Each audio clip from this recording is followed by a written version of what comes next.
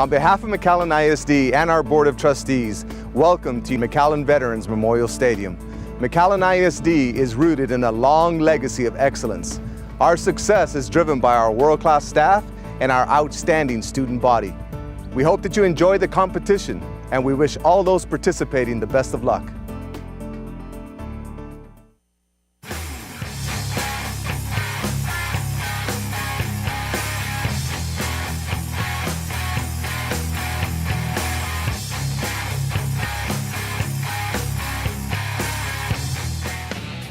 Is there a better game than a sibling rivalry? Tonight, the big brother McAllen Bulldogs take on the little brother, the McAllen Memorial Mustangs, in a game that features a team that's 2-3 against a team that's 4-3. And we've got all the insight right here from the sidelines. Welcome to McAllen Veterans Memorial Stadium. My name's Tony Fortina alongside Jake Berry. Jake, we got a big contest this week, and there's a particular chill in the air, not because it's cold, but because tonight it's the Dairy Queen Fox Sports Southwest Game of the Week. How are you, my friend? I'm doing great, and this is going to be a fabulous game. Both teams are playing some of their best football of the season.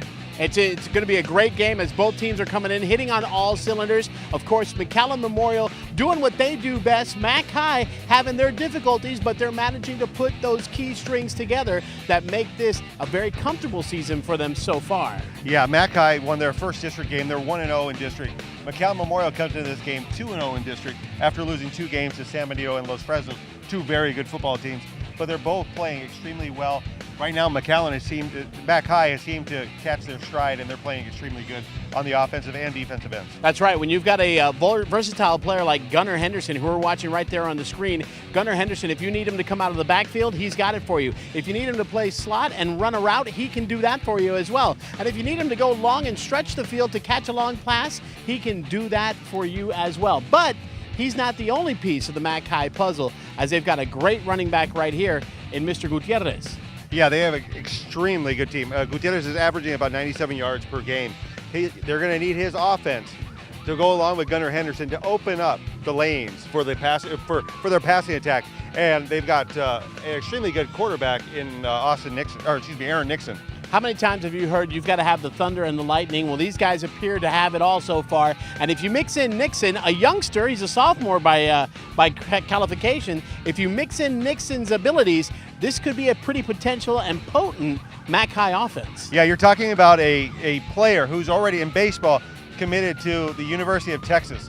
And if his arm is any good at football as it is in baseball, McHigh could really air this ball out. Well, how many times have we seen some of these quarterbacks that were great football players when they were stellar high school pitchers and got to that point where they had to decide if they wanted to play college baseball or if they wanted to continue their career towards the NFL through the NCAA and football. We'll give you so much more about the game coming up. Make sure you keep it right here in the sidelines, live from McAllen's Veterans Memorial Stadium.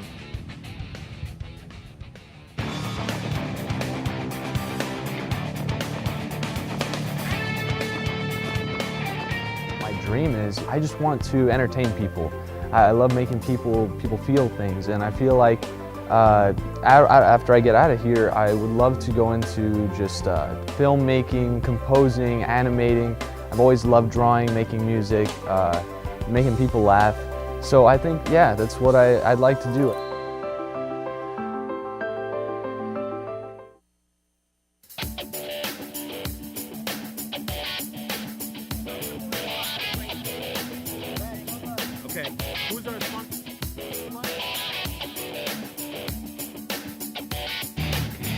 Welcome back to the Sideline Show from McAllen's Veterans Memorial Stadium. I'm Tony Fortina on the sidelines, thanks to our great friends at Bridgepoint Communications making it possible. Neil Beasley with Fox Sports Southwest joining us. How are you tonight, sir? Oh, I'm fantastic. Just ready for a great football game. I've got to tell you, we've got some excitement around the game tonight. Obviously, it's being the DQ Game of the Week, Dairy Queen Game of the Week. Big Game of the Week. Big, not just a regular game. That's right. It's the big game of the week.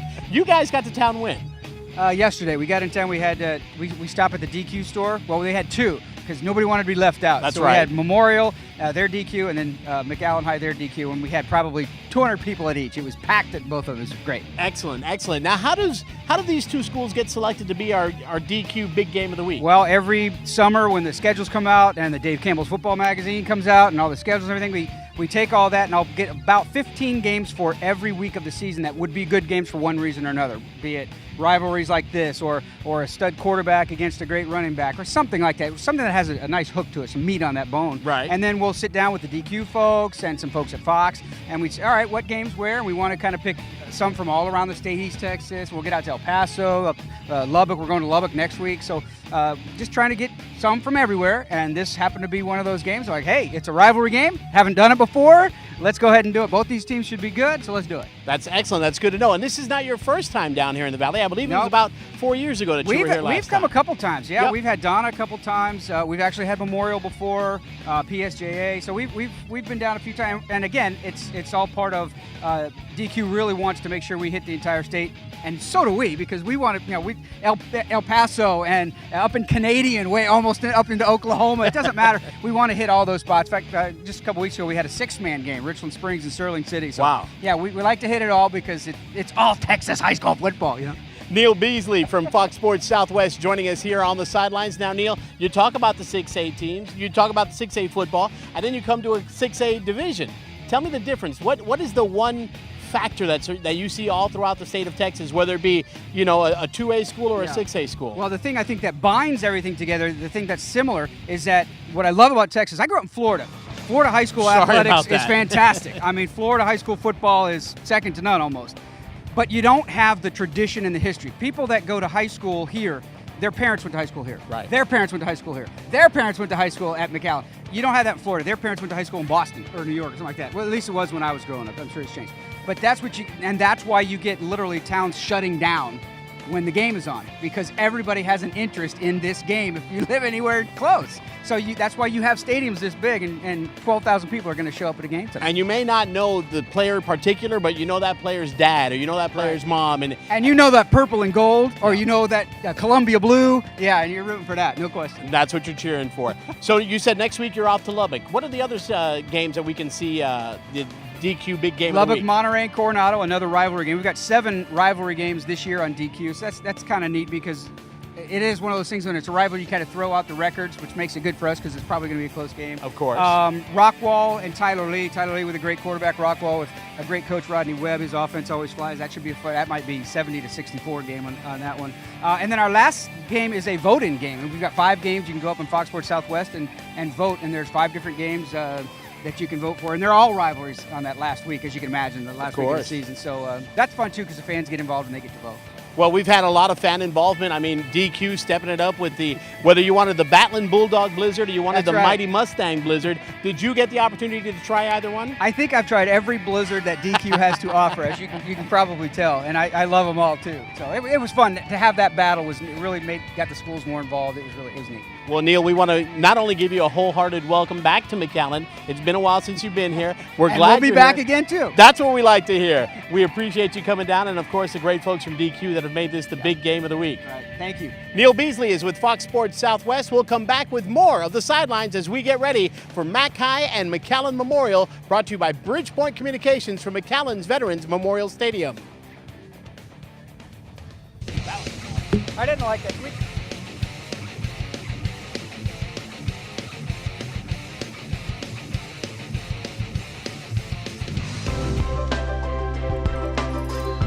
My dream after high school is to be an art therapist, and I plan on applying to a university in Texas. So I'm going to double major in art and psychology, and I'm going to go and pursue my master's degree in art therapy.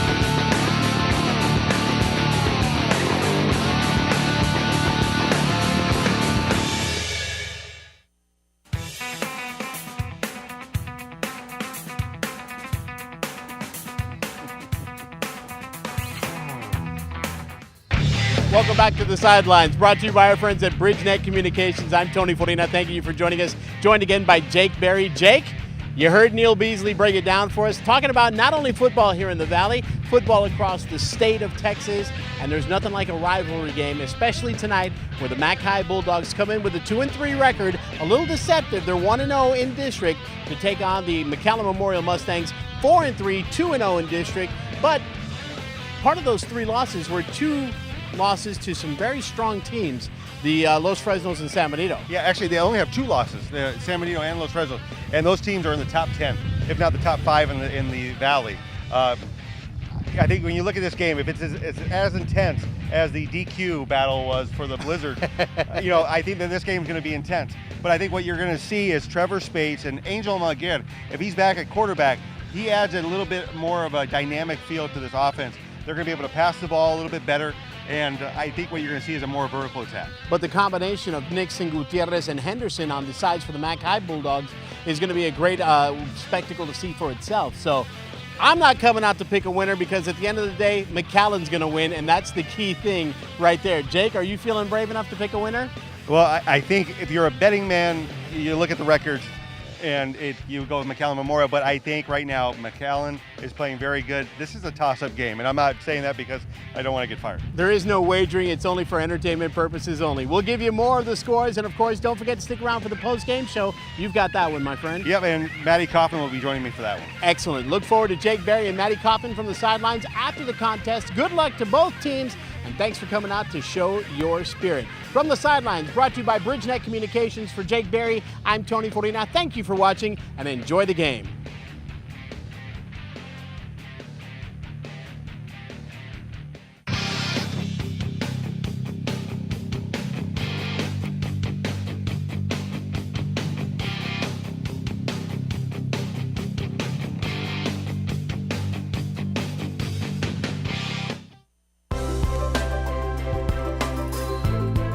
One of my dreams is to play professional volleyball after I play college volleyball, somewhere across the world and get to travel when I'm still young. And I also know I want to go into business and be a CEO of a company. Doesn't really matter what, I just know I want to work my way up somewhere.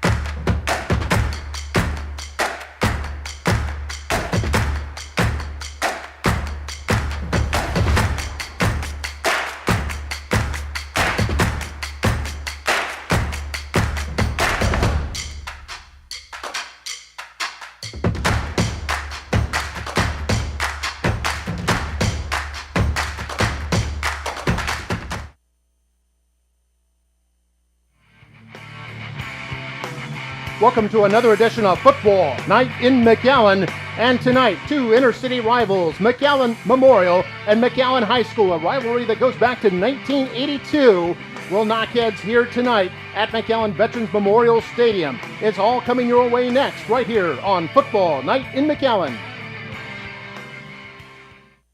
It's the October Red Tag sale going on now at Gonzalez Furniture. Now save $400 on a beautiful 5-piece transitional style bedroom set, now only $8.99. And take advantage of 4 years, no interest. Plus free valley-wide delivery. Gonzalez Furniture, your discount furniture store.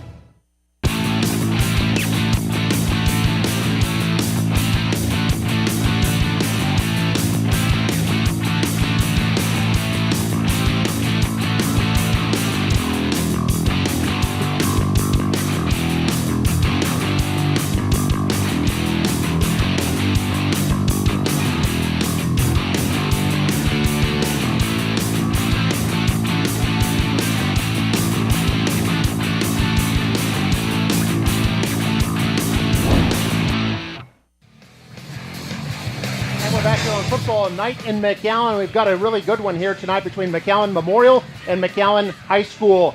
It's a rivalry that goes all the way back 35 years to 1982. A series led by the McAllen Bulldogs 19-16. So Memorial's been closing in. They've won the last 7 consecutive meetings, and that's a streak that McAllen looks to end here tonight. I'm Mark May here along with Mario Reyna. And Mario, I know when these two get together, I know you can kind of ignore all the records and everything like that because you've got a lot of emotions going out there, don't you? That's right. That's one of the keys, and it's a rivalry, Mark. And even in the booth here, where'd you graduate from? Memorial. Okay, I didn't graduate from Yeah. McAllen, but I married a McAllen Bulldog. So rivalry is everywhere. But you're right, keeping those emotions in check because these kids have been playing each other since they were probably in boys club football. So they know each other, and that just creates for different dynamics. And another key I think is real big today is that the McAllen defense, they come in here rated last in the district, but last week they had a heck of a game. They only allowed 1 touchdown, created 4 turnovers, 2 interceptions, and 2 fumbles, and they need to do that to give themselves an opportunity to get off the field because you don't want Campbell Spates on the field all night long. And the last one, when you got good athletes on both sides, Mark, you have to look out for the special teams. Yeah, both teams have kick returns for touchdowns this year. Exactly. Ethan Bazan for Memorial and Gunnar Henderson for McAllen High School. You can talk a little bit about what McAllen brings to the table. I know Henderson has played a big role on that offense. And he has, and you know, he can do it all. I think he scored a touchdown, like you said, on a kickoff. He scored on a receiving and also on a run. So he's very versatile. But Roy Gutierrez is the guy that gets you those yards up the middle. So you mix up all the pieces, running back up the middle, Gunner with the speed on the outside. You got a sophomore quarterback that has, I mean, for sure he's got a great arm because, I mean, he's already signed for baseball with the University of Texas, and that's Aaron Nixon. So you got the athletes on that side. At Memorial, we know the athletes that they have on their side, led by Campbell Spates, and I think Almaguer is back today as a quarterback, and they also have Sean Scuggan, so they got athletes all over the place. Yeah, Campbell Spates has been on fire. He's got 7 touchdowns in his last 2 games, so McAllen defense definitely will be keen on him tonight. We'll see how that plays out, and that'll be a big key for both teams to see how that works. We'll continue on our pregame show in just a moment. We'll take a break, and we'll come back with the national anthem. You're watching Football Night in McAllen.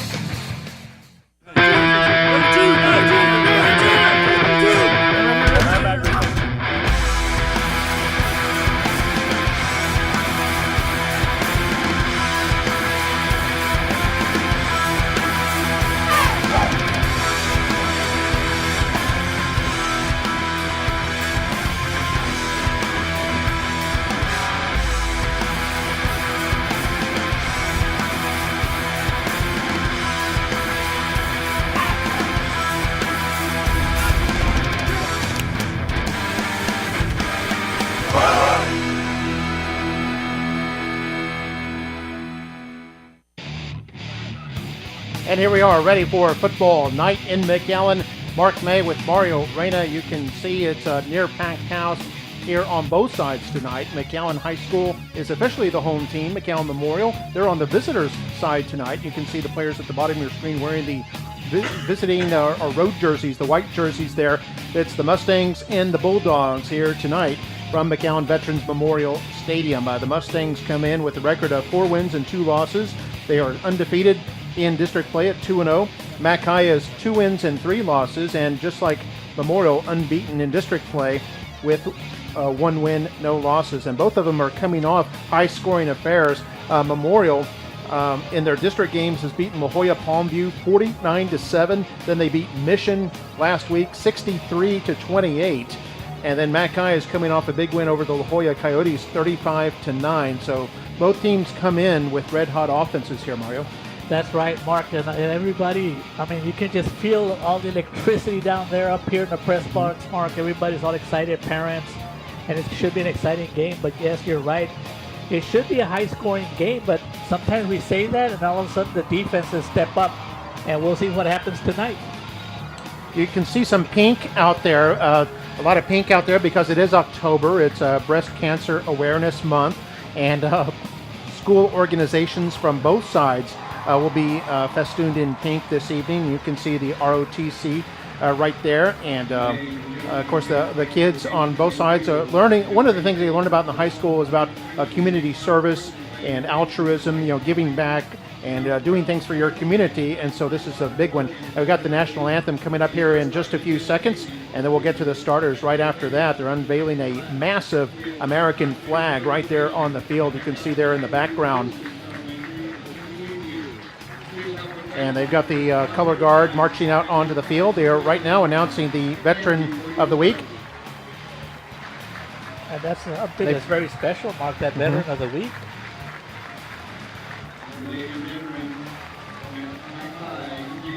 Yeah, the Veteran of the Week this week is Mr. Juan Guzman. He's a PE coach over at Wilson Elementary School. I know him. One of my guys on my staff is that people know I'm the health and PE coordinator for the district. And he's a very good man, a very good physical education instructor at Wilson Elementary. Yeah, there he is there with his lovely wife, Zulima. And he's, 28 years, I think, that he's been with the McAllen School District. He was in the Navy as a petty officer, second class. So we appreciate him and all of his service to his country. And we're going to have the national anthem now performed by the Mac High Singers. So here they go.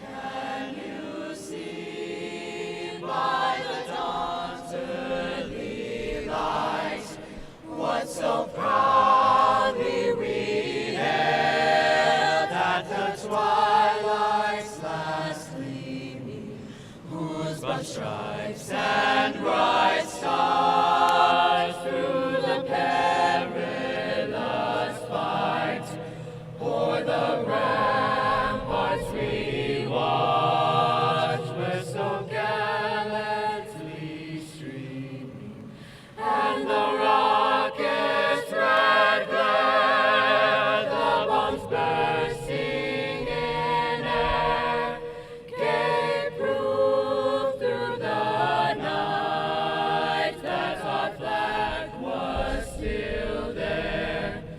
Oh, say does that star-spangled banner yet wave o'er the land of the free and the home of the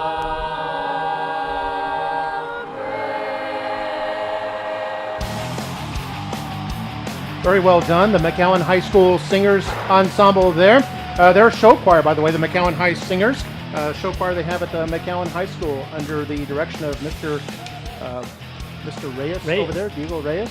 And Mr. Guzman, our Veteran of the Week. We appreciate him and all his service. We're ready for the starters now for both of these teams. And it'll be Memorial who will be on offense first. They won the coin toss and they elected to receive.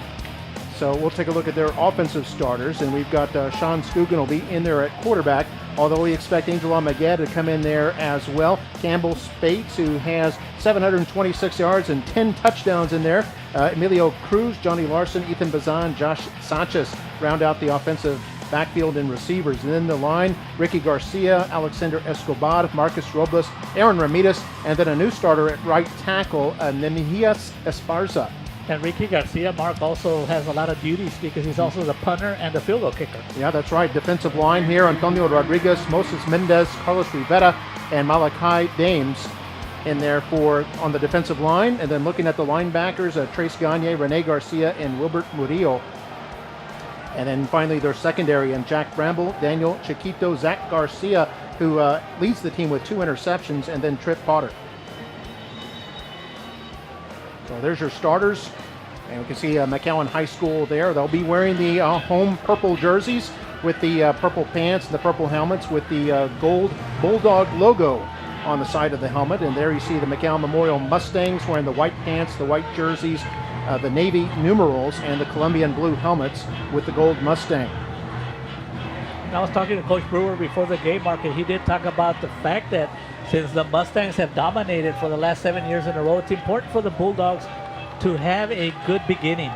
Stay in the game, gain some confidence, and we'll see how that pans out tonight. Yeah, when the Memorial played Mission, Mission got shell-shocked early on. Memorial jumped out to a 21-0 lead, actually 28-0 at one point before Mission could get back into it. And of course, it was pretty much all over at that point. Yeah, you're right. Mackay does not want to fall into a hole early. If they can keep the game close, especially early on, I think their confidence will build as the game goes on. And we do have Campbell Spates back there to receive. But you know, Mark, I was looking at the stats, and he's only had one opportunity all year because nobody wants to kick the ball that way. But be careful with number 1. Yeah, number 1 is Wachuku. Wachuku. Yeah. He's also a very good athlete that you'll see sometimes on offense, but mostly on defense. See, Mackay is fired up there. They'll be kicking off. There's Wachuku right there, the senior. He's in the middle. Back there to receive, standing at his 5-yard line. There's the Mustang student body. They're excited. And here we go. Doesn't get any better than this. McAllen Memorial and McAllen High School. A kickoff picked up at the 2-yard line. Runs straight ahead across the 10, across the 20, and then out of bounds near the 30-yard line. Nice return for Ethan Bazan. And offensively, Mark, we know that the Mustangs are, the last couple of weeks, that's where they really got it going because they had a real tough non-district schedule. I believe they had the toughest non-district schedule in the Valley, and they come in here as the number 2 best offense.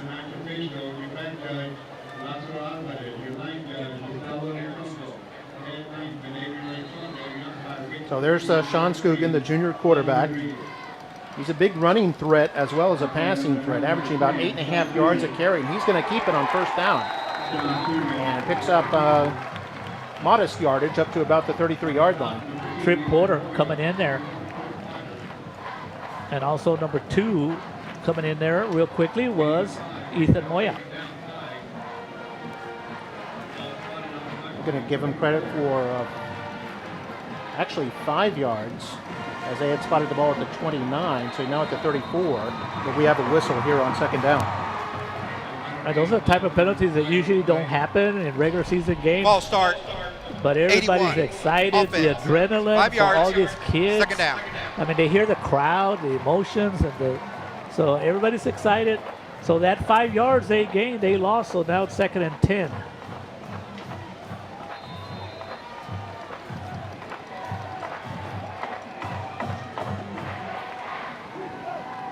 Okay, 2nd down and 10. They're going to hand it off. This is Campbell Spates off tackle right up to about the 33-yard line. It's going to be 3rd down and long. And everybody's saying because of the big year Campbell Spates had a freshman, Mark, as you were indicating with all the yards he comes in this year, they think he's in a slump, but that's not a bad year for any running back. Yeah, he's been on fire as of late. The last 2 games, he's had 7 touchdowns, averaging 5.6 a carry. Now here, Mustangs in a little bit of spot of bother here. 3rd down and 6. They don't like to have to throw it. You can see they elect not to throw it. They toss it to Cruz, who is hit for a 2-yard gain, and it'll be 4th and 5, and they'll have to punt the football.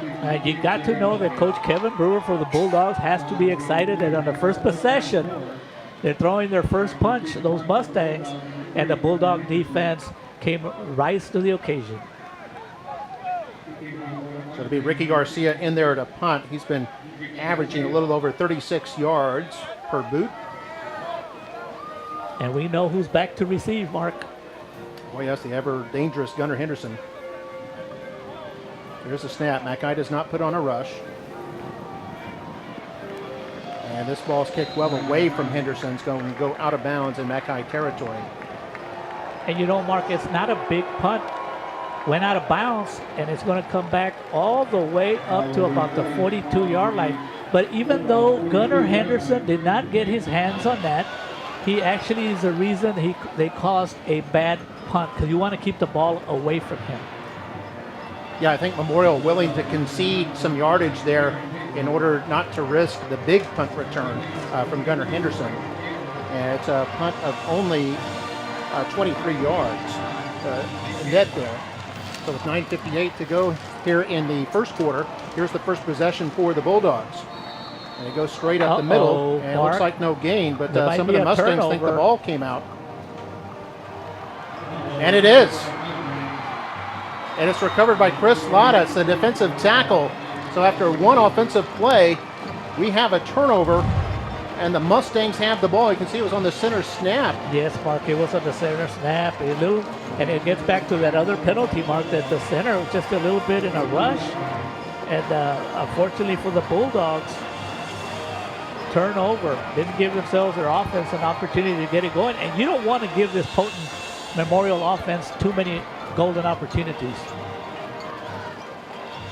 Yeah, so they'll set up at the Bulldog 42-yard line. Double recovery by defensive tackle Chris Lotta. Here, a big hole here for Spates. Into the secondary and down all the way to the 31. It's an 11-yard pickup. Just like lightning, he struck there, and it's a first down.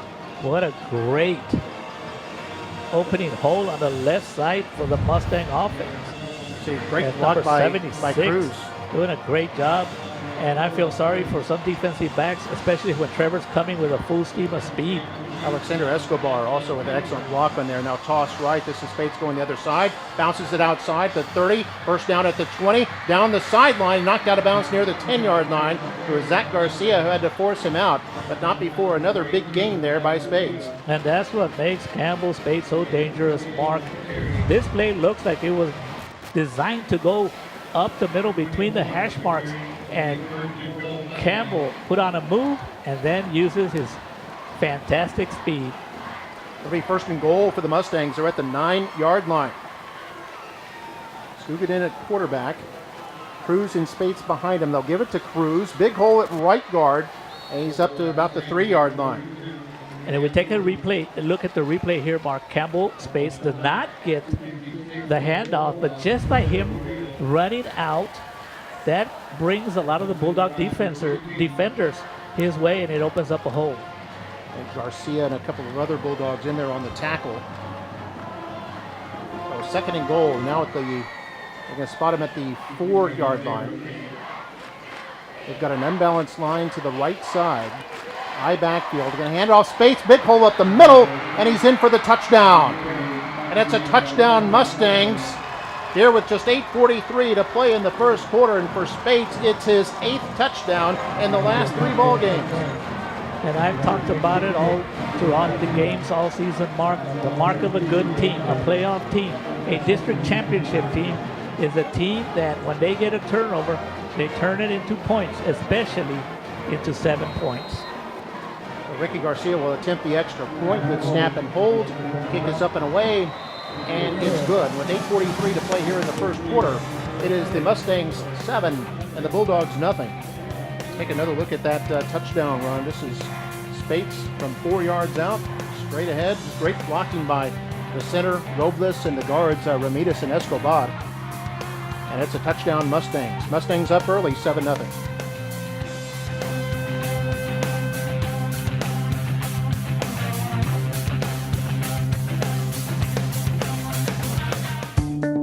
Your child is family. Embraced with academic rigor, life skills, and enrichment, our students earn college credit, associate's degrees, licenses and certifications, and advanced diplomas. McAllen ISD. And we're back here on Football Night at McAllen. There's another angle on the touchdown. You can see it was just a big hole there for Spates. He punched it in from 4 yards out and completing a 4-play, 42-yard drive for the touchdown. And that's the one thing that Mackay doesn't want. They don't want to give Memorial short fields, do No, they? they don't. No, they don't, Mark. But getting back to the Mustang tradition under Coach Bill Littleton, he always has great backs. But you are as good as your offensive line, and year after year, Coach Bill Littleton has great offensive lines, and that makes the Mustangs click. And we can see some Bulldogs back there to receive. This is going to be a short kick, and it's going to be fair caught at about the 26-yard line. And that is a very smart play by the Bulldogs. Number 7, Gabriel Tamez.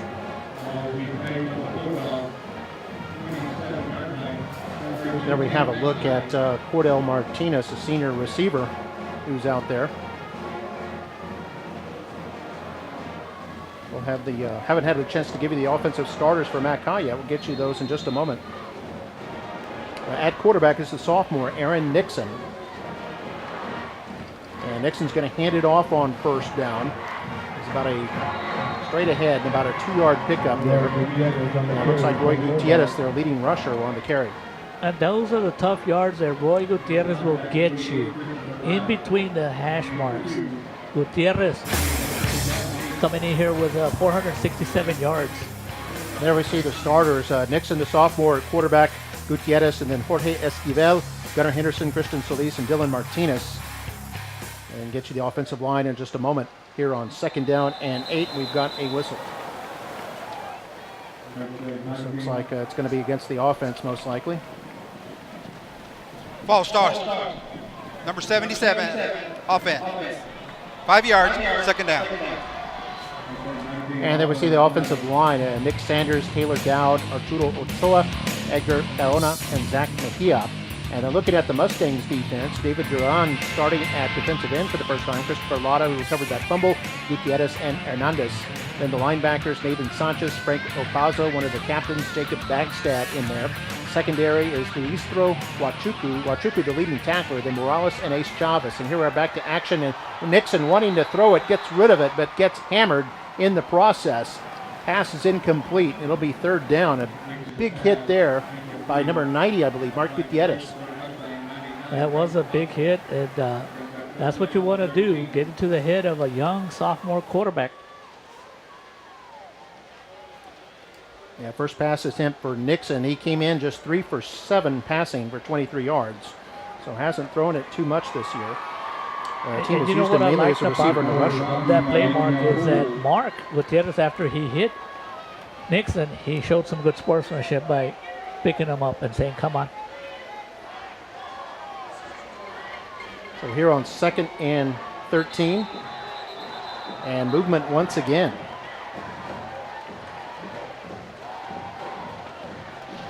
This will make it 2nd and 18. Ball stall. 51, offense. 5 yards, 3rd down. Hope you're enjoying our podcast here on www.McAllenISD.org. And I had it for 3rd down, Mark, but the scoreboard has it down for 2nd. Is it 2nd? Yeah, they've run one play and had, well, no, actually it should be 3rd down. They've run 2 plays, and they've had 2 penalties. I didn't think the official was going to be wrong because he himself announced 3rd down. And they have it up correct now, so it's 3rd down and 18. And they're going to hand this off up the middle and get up to about the 24-yard line, well short of the 1st down. That's Gutierrez on the carry again. Opazo in on that stop, and you can expect him to be in a lot of action.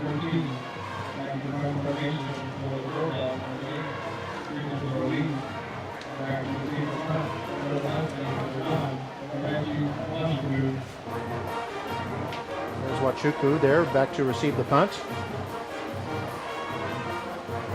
I think the punter is Tito Cantu, averages 41 yards a punt. Mustangs put a little bit of a rush on. This is a good punt. And it's going to be down at about the 32-yard line. About a 44-yard punt there with no return. And more importantly, Mark, how did he get 44 yards out of that? Because the snap was not good. Did a good job of kind of using his baseball skills without a glove.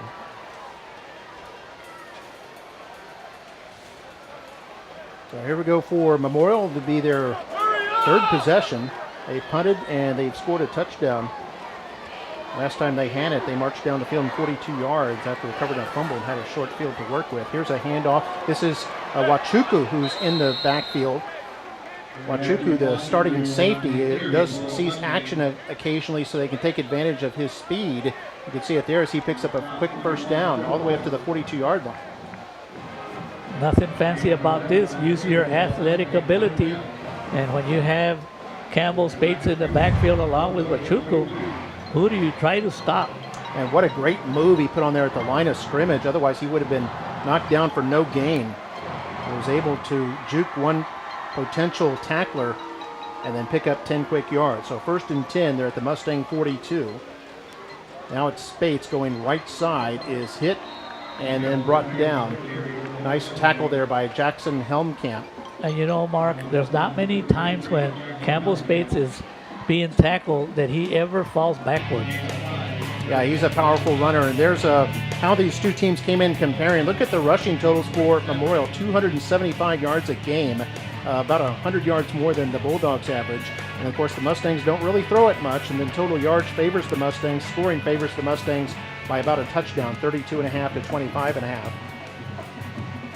There's quarterback sneak Scogan. Big hole up the middle. First down and more into Bulldog territory, down to about the 33-yard line.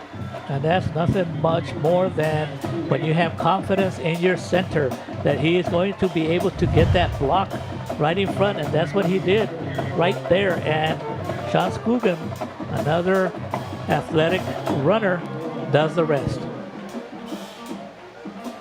The pickup of 19 yards and a first down to the Bulldog 34.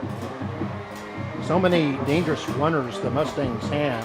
Scogan at quarterback, of course, Spates, Cruz, and even Wachuku.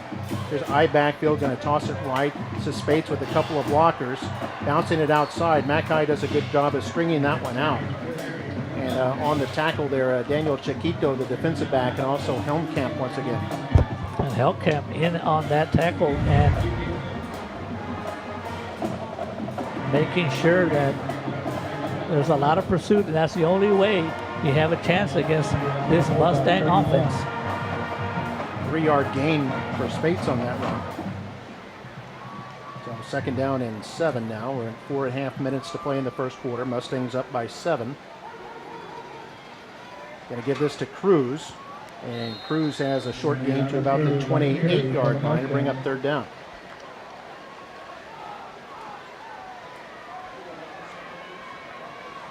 As you said earlier, Mark, the Mustangs don't throw the ball often, and that's how you can have success against the Mustang. You have to make them throw the ball. But a 3rd and 4, you know it's a running down for the Mustang. Sometimes a 3rd and 15 is a running down for the Mustangs.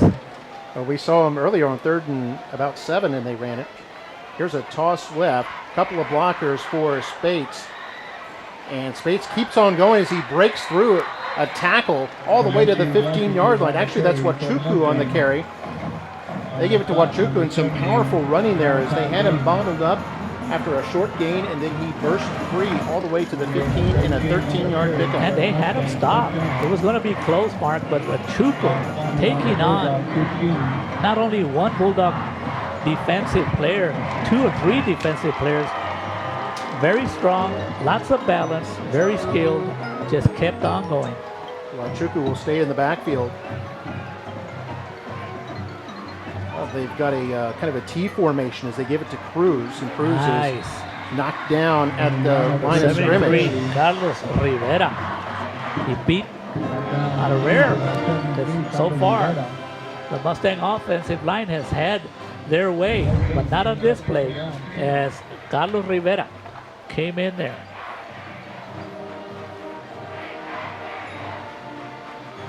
There'll be no gain, so second down and 10.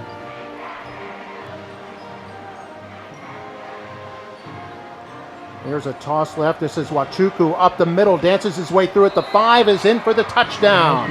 There is a flag down, however. Wachuku has an apparent touchdown here on a 15-yard run. We'll see what the flag is about. Flag is back at the line of scrimmage. Most of the times when your holding judge offense, makes a call, Mark, number 66, it is a holding, and 10 that yard, is what it is. second down. You know, when Chuku, great defensive player, comes in here as a leading tackler for the Mustangs. If we take a look at the replay, where's the holding, Mark? Somewhere in there. Oh, there. It kind of. I don't guess think that's it was why the defender was downfield. down on the floor, because it must have happened before that, because it was back at the line of scrimmage. But they move it all the way back to the 25-yard line. So it's second down from there. They're going to throw it over the middle, and it's is it caught? I think they're ruling it a catch, and then a fumble and a recovery by Zach Garcia of Mackay, running it back to the 10, and then forced out of bounds at the 20. It was hard to tell if the catch was made, and there is a flag down now. They threw it over the middle. Josh Sanchez apparently caught it and then lost control of it. There's no doubt he did catch it, Mark, and then after he caught it, he even took a couple of steps. But this is exactly what the what the Bulldogs needed. Some kind of turnover. And looking at the replay, it does indeed look like a catch and then a fumble that was caused by one of the Bulldog defenders. Jumped in and knocked the ball loose. And then Garcia was able to pick it up. Garcia, quite a ball hawk. That's his second fumble recovery this season. Came in with 2 interceptions as well. And we're probably going to have some kind of unsportsmanlike and dunk it in the trash can. Penalty. That must be their lucky charm or something, Mark, that we need to find out what's the deal with that trash can. Maybe we can send one of our sideline reporters over there to find out for us. We'll see what the call is. Referee Bobby Rodriguez talking to Coach Kevin. You know, they haven't moved the down markers yet to indicate that it's Mackay football. You see officials on both sides of the field talking to the respective head coaches, and there's our officials for tonight. And I don't know if you remember, but I remember this crew the last time they were here. They did a fantastic job. But one of the things that they were involved in, there was a lot of conversations with the coaches. So this crew loves to talk to the coaches and explain everything. And it looks like Coach Kevin is questioning what's going to happen. The other official, Gus, is also part of the conversation. Coach Kevin Brewer in his 5th year as head coach of the Bulldogs. And there you see his counterpart, Coach Bill Littleton, on the right side of your screen, in his 14th year guiding the Mustangs. And the penalty is against the Bulldogs, Mark. And we'll see if it's a post-possession foul. It might be against the Bulldogs, but after the fumble recovery. We'll see what they say. It looks like they're sending the offense out there. Regardless of the outcome, Mark, the Bulldogs are taking over, and because they are deep in their territory, they need to get a couple of first downs. They need, as we take a look at the referees, Bobby Rodriguez, Rick Rodriguez, Adrian Elizondo, line judge Gustavo Elizondo Jr., and the back judge Lázaro Alvarez Jr. And they're part of the Rio Grande Valley, Texas Association of Sports Officials. We have 2 fouls on the play. Block in the back during the return. Mackay. Block in the back. Memorial during the run. That penalty is declined. First down, Mackay. And Mark, I assume because the penalties, what happens? They, unfortunately, the ball has to go back. I understand that one has declined. Back. Yeah, I think maybe they're saying that the penalty's offset and that we're both post-possession. But I'm not sure I understand why Mackay has the ball back at the 6-yard line, but that's where they place the football. So the score is 7-0 Memorial, 2:25 to play in the first quarter. And Mackay has just produced a turnover. They have the ball 1st and 10 at their own 6. Shotgun snap to Nixon, and there's a fumble in the backfield, and I think Memorial may have it. It looks like David Duran, the defensive end, came in there and jumped on the loose ball. And so Mackay's turnover goes for naught as Memorial gets it right back, and they have a 1st and goal inside the 5. And that's not good news for the Bulldogs, Mark, because now that big offensive line and the good running backs just look like a bad handoff exchange. And you're not going to give a defensive lineman, especially the defensive end, David Duran, an opportunity to get a fumble. Duran did go into the end zone with the ball, but they rule him down since he had jumped on the loose ball. And of course, you're automatically down in high school football. Don't have to be touched. As Scoogin takes the quarterback sneak over the goal line for the touchdown. And the Mustangs have jumped in front 13-0. Boy, Mark, that offensive line right in the middle, led by led by Marcus Robles and Aaron Ramirez. Alexander Escobar, very tough to stop. And then you add some good runners behind you. Difficult night for the Bulldog defense. Here's the extra point attempt by kicker Ricky Garcia. Kick is up and away, and it's good. And it's Memorial 14, McAllen High School nothing, with 2:15 to play here in the first quarter. And it was Scugan who took it in from 3 yards out to give the Mustangs a 14-0 lead. Look at that line, replay. Mark. All of them right away within a split second. They're all past the end zone.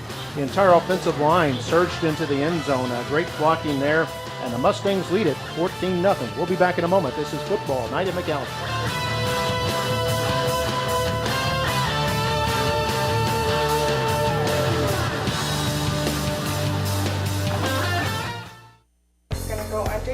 One of the big advantages of having your child come to McAllen School District is they have a registered nurse at each and every campus.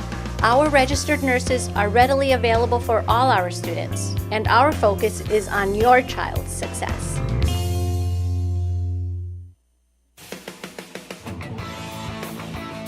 And back here on Football Night at McAllen, we see members of the Morris Middle School Stallions over there. Those are future Bulldogs. They see themselves up on the big scoreboard as well, and they're getting excited over there in the north end zone, getting a front row seat to watch this football game.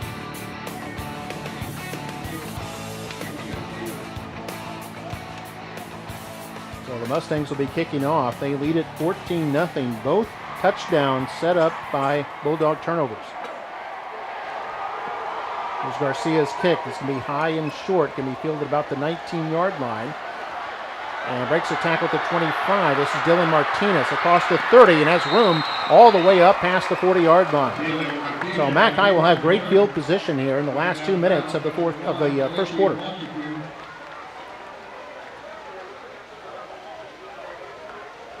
This is an opportunity for the Bulldog offense to redeem themselves. They need to stay on the field, Mark. They need to stay on the field, get a couple of first downs, give your defense a break, and get themselves into the ball game.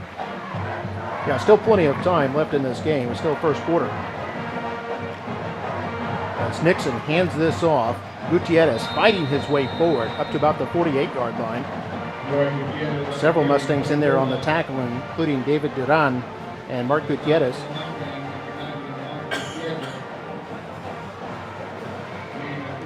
Mark, I'd like to recognize one of my former students that came up here and brought me a water. She's working at concession stands.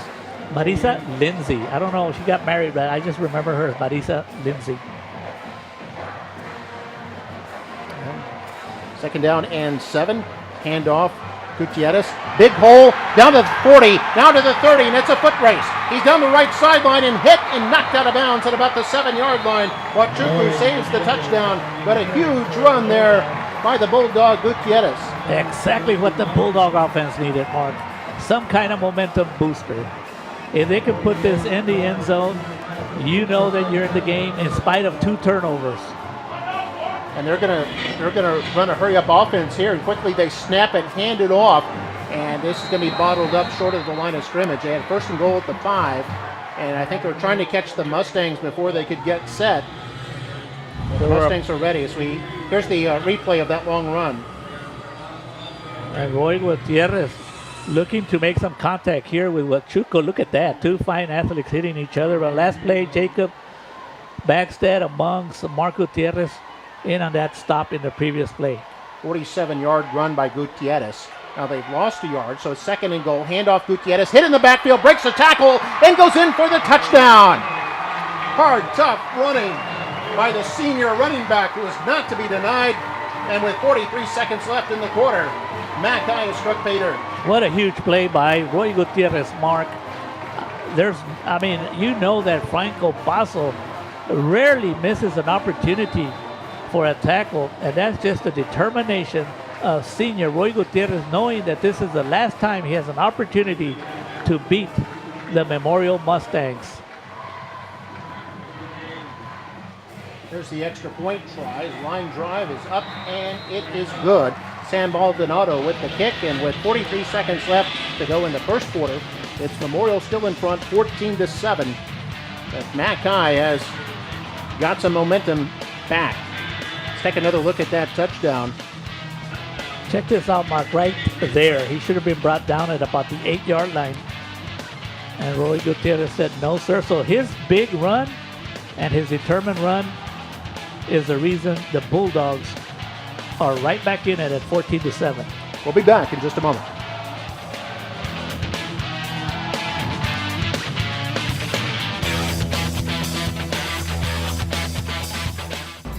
We love a good game, but here at Bogus, we don't believe in games and gimmicks when you're buying a new vehicle. Just real deals, friendly service, and fair prices. It's better at Bogus, in Harlingen, in McAllen, and always at bogusford.com. This game on here at Football Night at McAllen. Mustangs jumped out to a 14-0 lead and look to be pulling away, but the Bulldogs have answered back. First, they had that big kickoff return by Dylan Martinez all the way up to the 45, so the drive was only 55 yards in 4 plays. 47-yard run by Roy Gutierrez set up Gutierrez's 6-yard run for the touchdowns. We see senior Gunnar Henderson there being revved up on the sideline.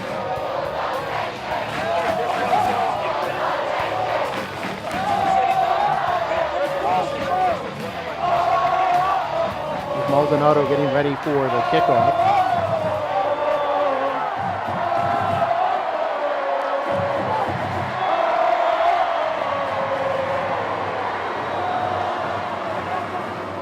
Kickoff is a high, long one, fielded back at the 3-yard line by Wachukwu.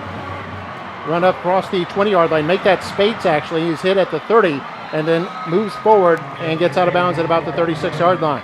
Nice return there by Spates.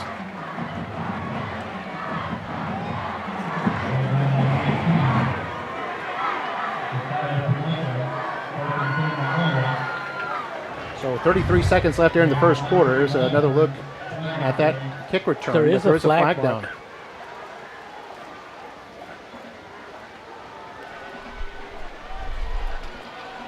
For the Bulldogs.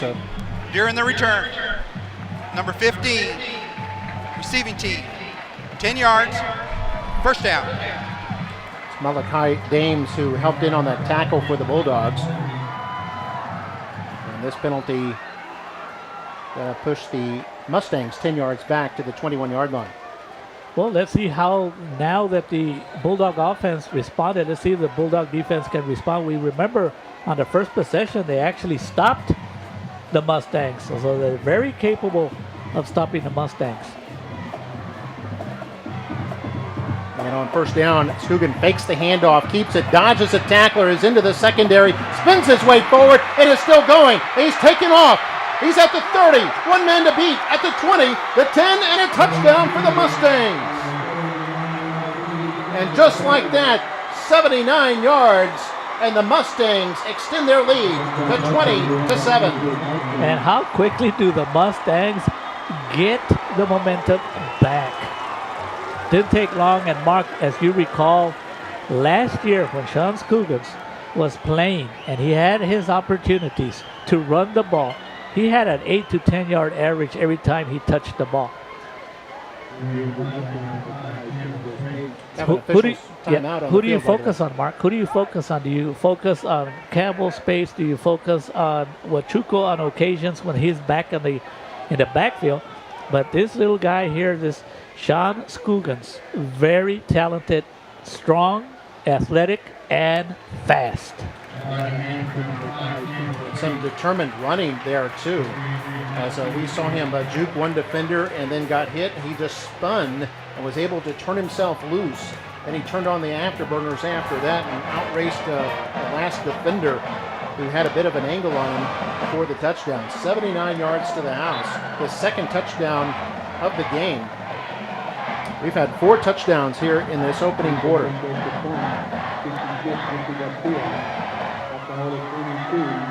Ace Chavez will be the holder. The snapper is Minton Murray. There is the kick, and it goes off the upright, and it's good. There's another flag, Mark. Oh, another flag is down, though. See what the flag is about. The kick was good by Ricky Garcia.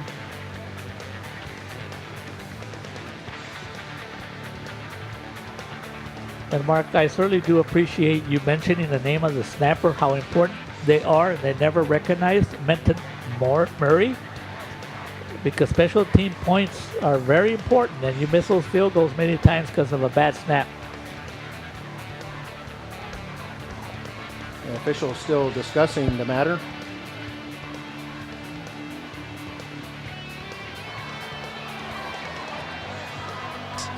(21-7) is our score.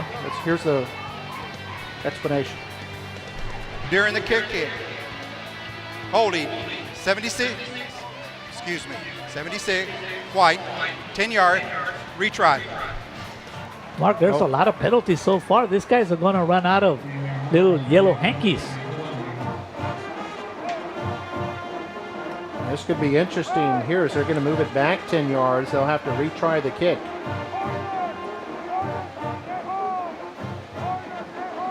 I don't think they'll do that, Mark. I think they just give you the extra 10 yards.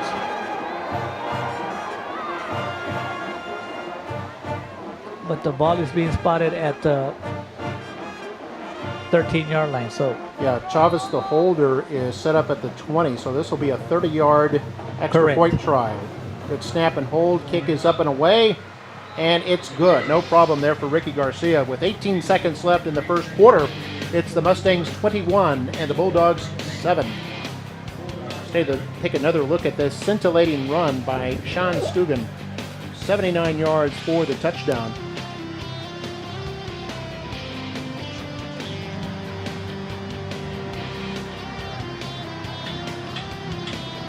And here's a look at it. He faked it to Spates initially.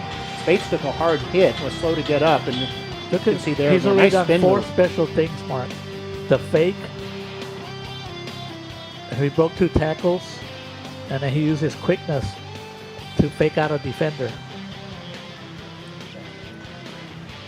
And a touchdown for the Mustangs, the second of the game for Stugan, who came in with 3 rushing touchdowns, so that gives him 5 for the season.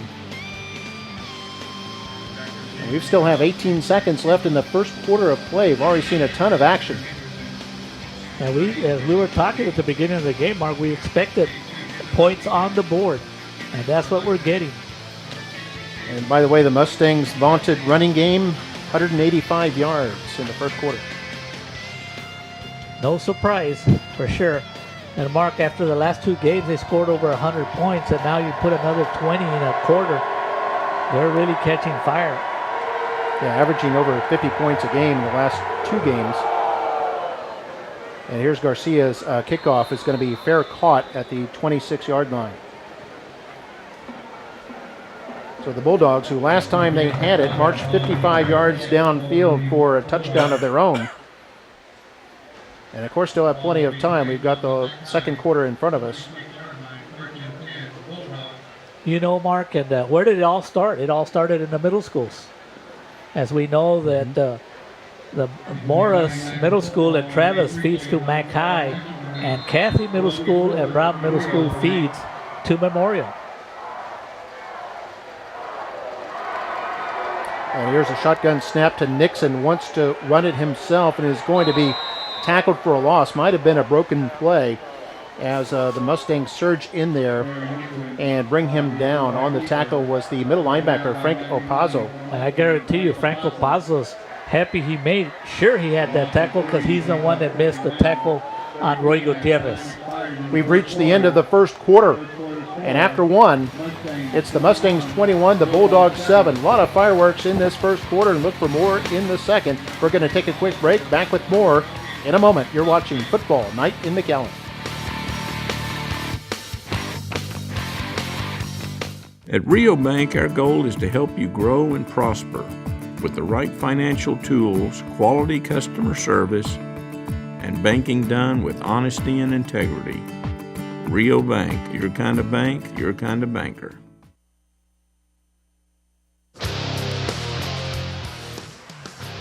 And we're back here on Football Night in McAllen. You can see it's pretty full on both sides tonight. It's McAllen High School and McAllen Memorial. meeting for the 36th time in a rivalry that began back in 1982. That was 2 years after Memorial opened up as a high school. They played a sub 5A schedule the first couple of years. And here's Nixon, fakes the handoff on second down, running out to the right side, and then Ristro comes up from his corner spot to bring him down. They bring third down and long now for the Bulldogs. Boy, we take a look at this replay.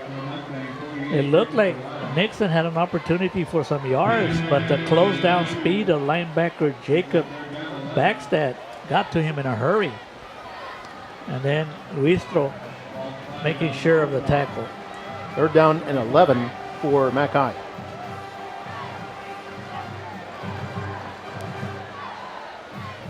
First minute of the second quarter. Shotgun again. Snap to Nixon. Does play action. Wants to throw it over the middle, and this is incomplete. It was low, intended for Dylan Martinez.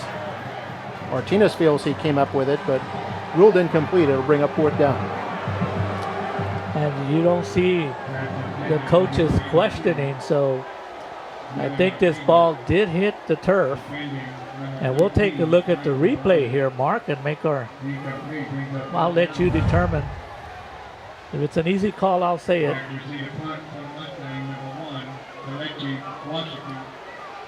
Yeah, I think the ball did hit the ground. Good eyes by the officials. Good effort by Martinez to go low to try to get that. This will be the second punt. High snap, but they're able to get this off. And this is going to be a short punt, though. Goes out of bounds in Bulldog territory. This will be at the Bulldog 46. On the Bulldog 46-yard line, first and 10 Memorial. Excellent field position here for the Mustangs, and with that offense that they have, they really don't need much. But now what do you do as a defensive coordinator, Mark? Do you worry about Scugans? What do you do with the speed of Campbell's pace? I knew I would say it eventually. I think, boy, it's tough. I think the best thing is to fight off your block. If you can beat your blocker, you have a chance to make the tackle. Here's a handoff, kind of an end around to Bazan, the wide receiver, going around the left side. First time we've seen that wrinkle. And I'm sure the Bulldog defense are grateful for that call. They don't have to worry about Wachuco or Scugans or Campbell Spates. I'm wondering where Dr. Gonzalez is. I don't know if he'd be at this game. You think he'd be at this game between two men? I'm sure he would not miss it. What do you think, Mark? He wouldn't miss this one. In fact, we'll have our superintendent, Dr. Gonzalez, here in just a moment. Second down and 7 for the Mustangs. So they hand this off in a cruise, and he's upended in the backfield. Terrific play there by the defender, linebacker Trace Gagne. And that's what the Bulldogs need, is if they can fight off their blocks and get into that backfield before the Mustangs have a chance for something to develop. They have a chance to deal with this Mustang running game. And Dr. Gonzalez is with us now as superintendent. And Dr. Gonzalez, what are your thoughts on the game so far? A lot of excitement out there. It's an awesome game. We got a playoff atmosphere out here tonight. It's a great thing for McAllen, Texas, and McAllen ISD to see so many kids, so many parents and community members out supporting our youngsters. So we're excited. And Scugan goes long, and this is caught down at the 5-yard line. That's the tight end, Josh Sanchez. The big catch down to the 5. It's a 39-yard completion, as they don't go deep very often, but when they do, they try to catch teams off guard, and they were able to do that there. So the Mustangs have it first and goal at the 5. Yeah, isn't it great that we've got the middle school teams here from Travis and Morris? Yes, sir. We do have the vertical team here. We have our principals here. Mr. McClenny's here from Morris and Mr. Amaya from Travis. So they're here supporting their boys along with all their coaches. So it's nice to see so many people out, especially our youngsters from our middle schools out here seeing all of their varsity heroes playing football. And Wachuku takes a toss left and waltzes in for the touchdown from 5 yards out on first and goal. And the Mustangs have struck once again. A 39-yard pass to Josh Sanchez sets up Wachuku's short touchdown run, and the Mustangs now lead it 27-7. We'll have the extra point try now. Ace Chavez will be the holder, and Ricky Garcia His kick is up, and it's good. And he's now 4 for 4 in this game on his extra point tries with 9 minutes, 10 seconds left in the second quarter. Mustangs up 28-7. We'll take a break. We'll leave you with a look at this touchdown by Huachuco. And we'll continue with Dr. Gonzalez here in just a moment. Touchdown Mustangs, and they lead it here on Football Night in McAllen.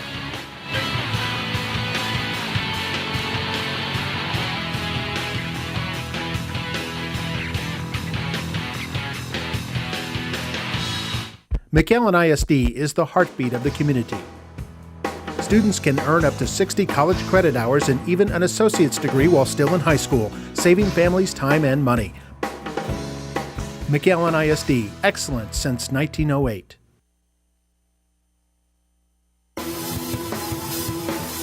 And back here on Football Night at McAllen, there we see another angle of Huachuco's touchdown. Went to the left side, great blocking there by the Mustangs. And Dr. Gonzalez, I know, can you talk a little bit about the value of athletics here? And, in McAllen ISD, I know all of the high schools pride themselves on having strong programs, not just football, but across the board. Well, really, athletics teaches you the importance of teamwork and having that never say die spirit. It teaches you the importance of being part of something bigger than yourself. It teaches you how to win, it teaches you how to lose, and it teaches you how to work hard for something. And that's what we want. We want our kids to be resilient. We want them to have grit. We want them to be hungry, because at the end of the day, that's what it takes to be successful in the most important game of all, and that's the game of life, Mark. And this looked like either a squib kick or an onside kick attempt by the Mustangs, but the Bulldogs end up with the football, and they'll have it at the actually at the Mustang 49-yard line. So interesting play there, as the Bulldogs will have good field position here with a little over 9 minutes left to play here in the second quarter. And Dr. Gonzalez here on camera now. They were showing you a moment ago up on the big screen. Well, they're showing it right now, and I know the fans are happy about that and enjoying this game. And yeah, isn't it wonderful to see how packed it is on both sides here? It's awesome. It says a lot about our community. I know that one of the things about McAllen, Texas, is we have great people, and that's the power of our district. That's the power of our city. Is we really have a lot of synergy in this town and great people, and that's what we're excited about. Everybody coming out and enjoying a good family night out for Friday night football, and our kids really enjoy performing in front of the community, and it means a lot to them for so many people to be out and for Fox News to be here today and to select our game as a game that they're going to highlight in our entire great state. There's 1,207 school districts in the state of Texas, and they're here tonight with us, so that says a lot about our district. Yeah, I was just going to mention that about Fox Sports Southwest being here. This is their game of the week of the probably hundreds of games going on across the state of Texas from 6A to six-man, as Nixon rolls out on second down to his right side and hits the receiver, and this is good enough for a first down. That's Dylan Martinez. Makes a good catch there to move the chains. And can you talk a little bit about some of the academics that are going on throughout the district? I know there's a lot of different plans and of course a lot of different programs as well.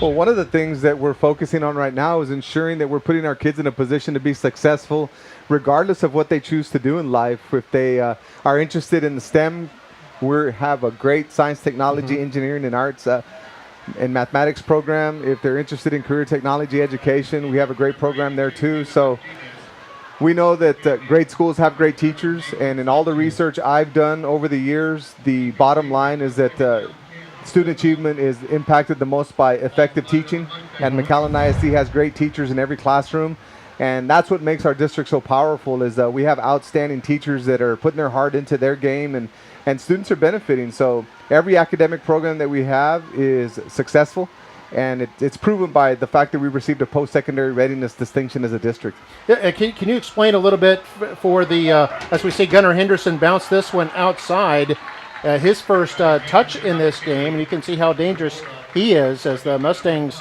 thankful really just to give up only a 5-yard run from the wide out senior. Explain a little bit about the post-secondary readiness distinction, because I know that's very difficult to get, and what does that mean exactly? Well, what it means is that McAllen ISD performed at a very high level on our state assessments along with our graduation rate. We kept our dropout rate low. Our career technology education program was effective. And our star scores at the elementary, middle school, and high school performed very well because there's 1,207 school districts in the state of Texas. Only 58 earned that distinction. Wow. And of those 58, only 3 had a student population over 20,000 students, and McAllen ISD was one of them. So it says a lot about our district to be competing at that level with 1,207 school districts in the state and performing that well academically and being recognized for it. It's just the proof's in the pudding. Wow. We're rocking and rolling in McAllen ISD.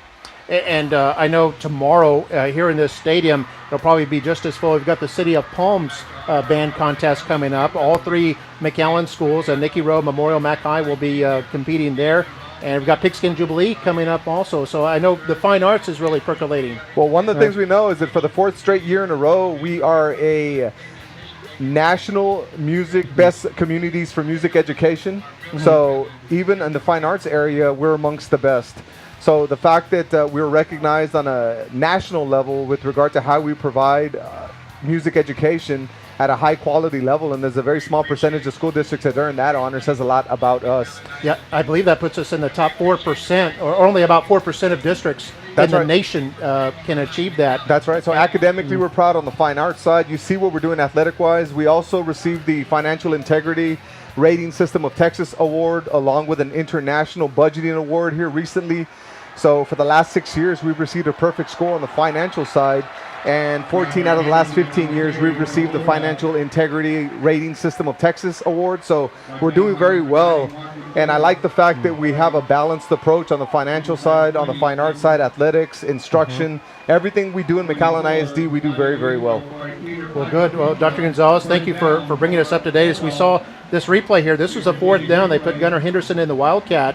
And you can see he had to fight for it. It was 4th and 3, and he had to fight for every yard, but does convert and keep the drive alive for Mac High. And Dr. Gonzalez, our superintendent, thank you so much for stopping by. Thank you, Mark. Appreciate you and Coach. Thank you all for everything you do. All right, there we see Gunnar Henderson there. And it looks like he gets the fake this time as Nixon wants to throw for the end zone. A man is open, and it is incomplete. Christian Solis nearly came down with it, and I think the Mustang defender was able to jostle the football just a little bit, and it's incomplete. But I love the call there by Coach Brewer. 4th down. But Mark, that right there, that play, even though it was not completed, shows you why there's a big future as a quarterback for Nixon. And let's give credit to the defender. Doing a good job, Michael Morales. Yeah, just a sophomore, but made a senior level play right there. It's 2nd down and 10. Snap to Nixon, going to hand this off in the backfield. Gutierrez turning those legs forward up to about the 23-yard line. And a gain of 2, it'll bring up 3rd down. Boy, as you were talking to Dr. Gonzalez, I was able to see how Gunnar Henderson, isn't he determined tonight, Mark?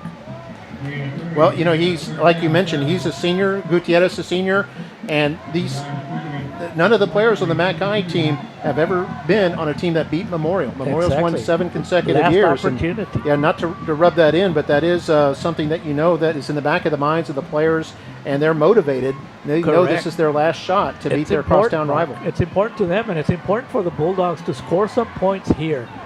Get back in this game, psychologically. We're at 6:15, and here's a reverse. This is Martinez. Mustangs have it smelled out, and that's Morales again, the safety. His second big play on this possession, and Martinez hit for a loss. And the Mustang defense, Mark, they have 9 seniors on defense, 1 junior, and the only sophomore is Michael Morales, and you can see why he's on that squad playing. He just made a real nice defensive play on the pass, and right now, back-to-back. Good sportsmanship by David Duran. You saw him help up the Dylan Martinez there. And you know, that's something that we got a timeout on the field, by the way, called by Mac High.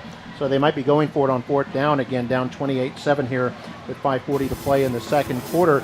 You know, I know we were both excited in the pregame. We talked about, you know, the big rivalry, the intensity and everything like that. But I love the way, you know, they play hard on the field, but once even the whistle is going, we see players helping each other up. Absolutely. We saw the student councils from both teams met at center field before the game started to exchange gifts. There's a lot of camaraderie, a lot of cooperation that goes on and collaboration that goes on between the high schools. And that's the beauty of athletics, Mark. You learn so much. And something we have to remember is that they're competitors. But where does all this go back to? To the leaders, to the head coaches. Coach Bill Littleton and Coach Kevin Brewer. Because I know of a district in the Valley that 2 teams were competing and they got into a fight after the game. So that doesn't speak very well for that district. I won't mention the name. But what do you call on a 4th and 16, Mark? What kind of passing play? 4th and 16. It would do something involving Gunnar Henderson. He's lined up in the slot on the left side as Nixon flushed out of the pocket now throws it over the middle. Caught at the 10, juked at the 5, and a touchdown. Can you believe it? On 4th and 16, Christian Solis pulls in a touchdown pass from Aaron Nixon. And the Bulldogs are right back in it. And that is huge, Mark. That is huge. Being down 28-13, possibly 28-14, you're going to say you're down 2 touchdowns. But it still keeps that hope alive. And if they can come up with a stop, because 5 minutes and 30 seconds to go, they can come up with a stop. It can make this game interesting going into halftime. Here's the snap and hold for the extra point try by Maldonado is good. He's 2 for 2, and the score now 28-14 with 5 minutes 30 seconds left here before halftime. I think, Mark, what happened in that play, it was by design. It was a fake by Nixon, like he was going to run, and then he stopped. And I think that's where the defender for the Mustangs started to come up to play defense. And surprise, surprise, surprise. Let's go to break, Mark. What do you think? All right, we'll take a break here on Football Night at McAllen. Great play between Nixon and Solis, and we'll be back in a moment.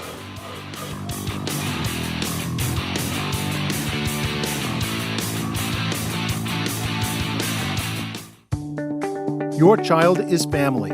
Embraced with academic rigor, life skills, and enrichment, our students earn college credit, associate's degrees, licenses and certifications, and advanced diplomas. McAllen ISD.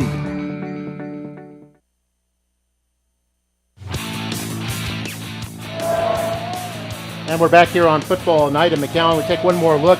What poise by Nixon to step up in the pocket and not panic, keep his eyes downfield, and then fire it off to his receiver who uncovered there at about the 10. Solis making the catch and going in for the touchdown. And good move by Solis. He did a juke on a defender at about the 5 to get in there for the score. Mustangs field the kickoff at about the 5-yard line, run this out across the 25 to about the 27.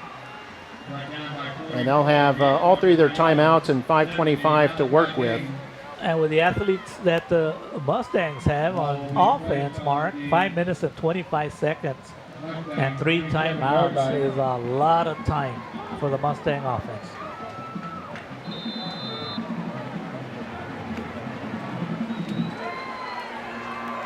We've got Angel Amagad in there at quarterback. First appearance he's made tonight, the senior quarterback.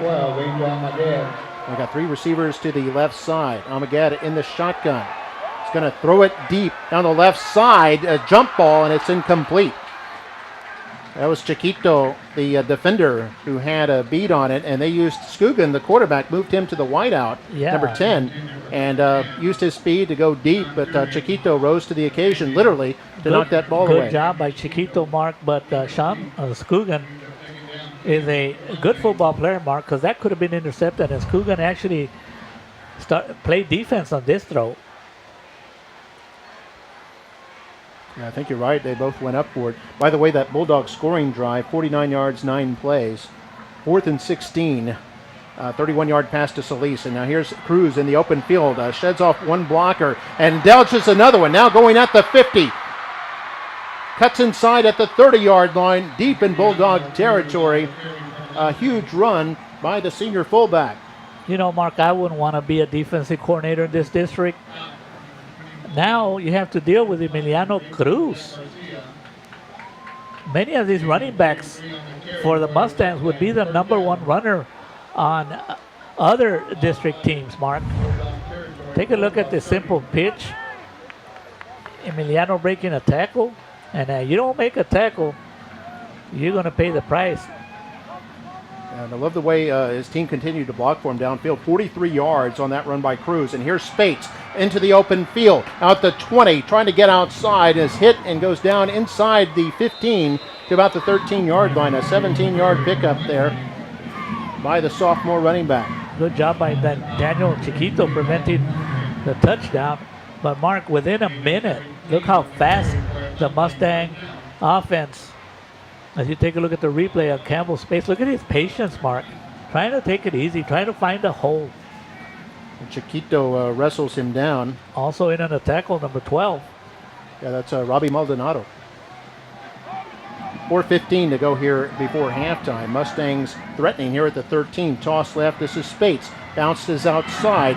Sheds one tackler and then surges forward up to about the 6-yard line.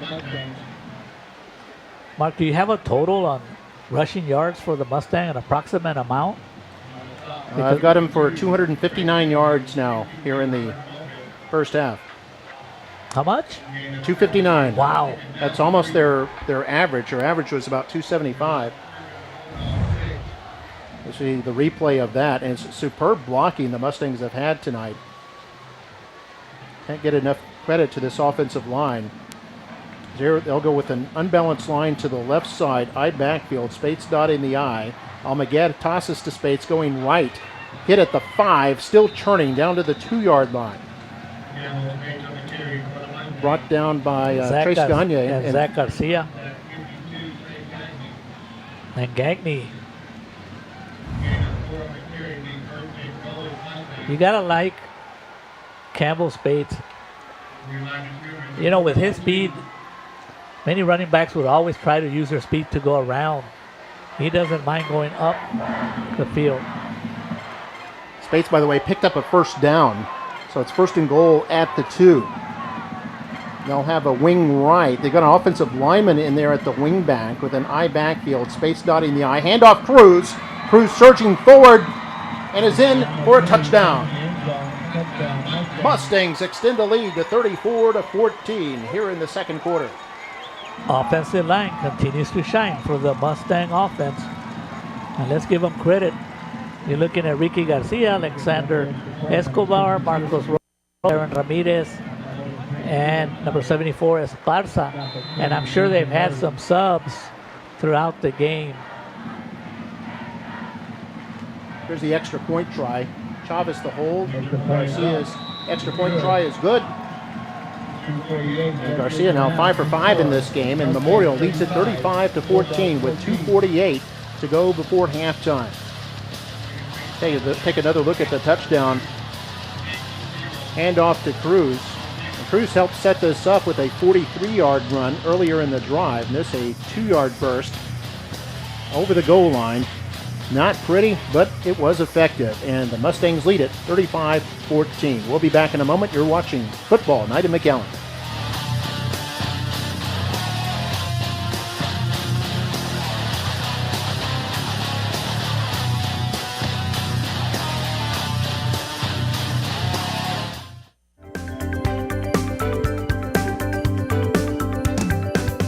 Ever since I was young, I've had a passion for science, and I really hope to change the world through chemistry.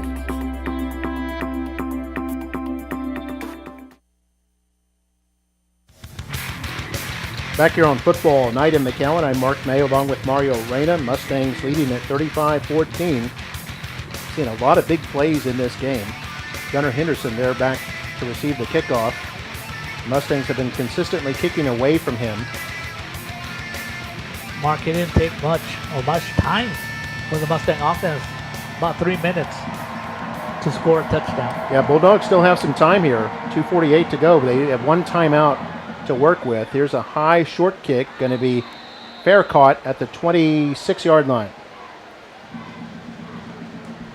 So they would rather the Bulldogs have it between, say, the 25 and 35 than put it in Gunner's hands and give him a chance to take it the distance, which he did just a couple of weeks ago against Victoria East. Went 99 yards for a touchdown on the kick return.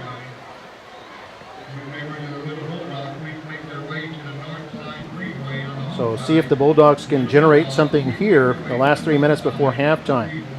2 receivers right, 1 left. Snap it to Nixon. Plenty of time. Going to throw long right side. That's for Henderson over the shoulder. And a great catch. What a catch. Superb catch by Henderson at the 50-yard line. A gain of 24 yards. And what a throw, Mark.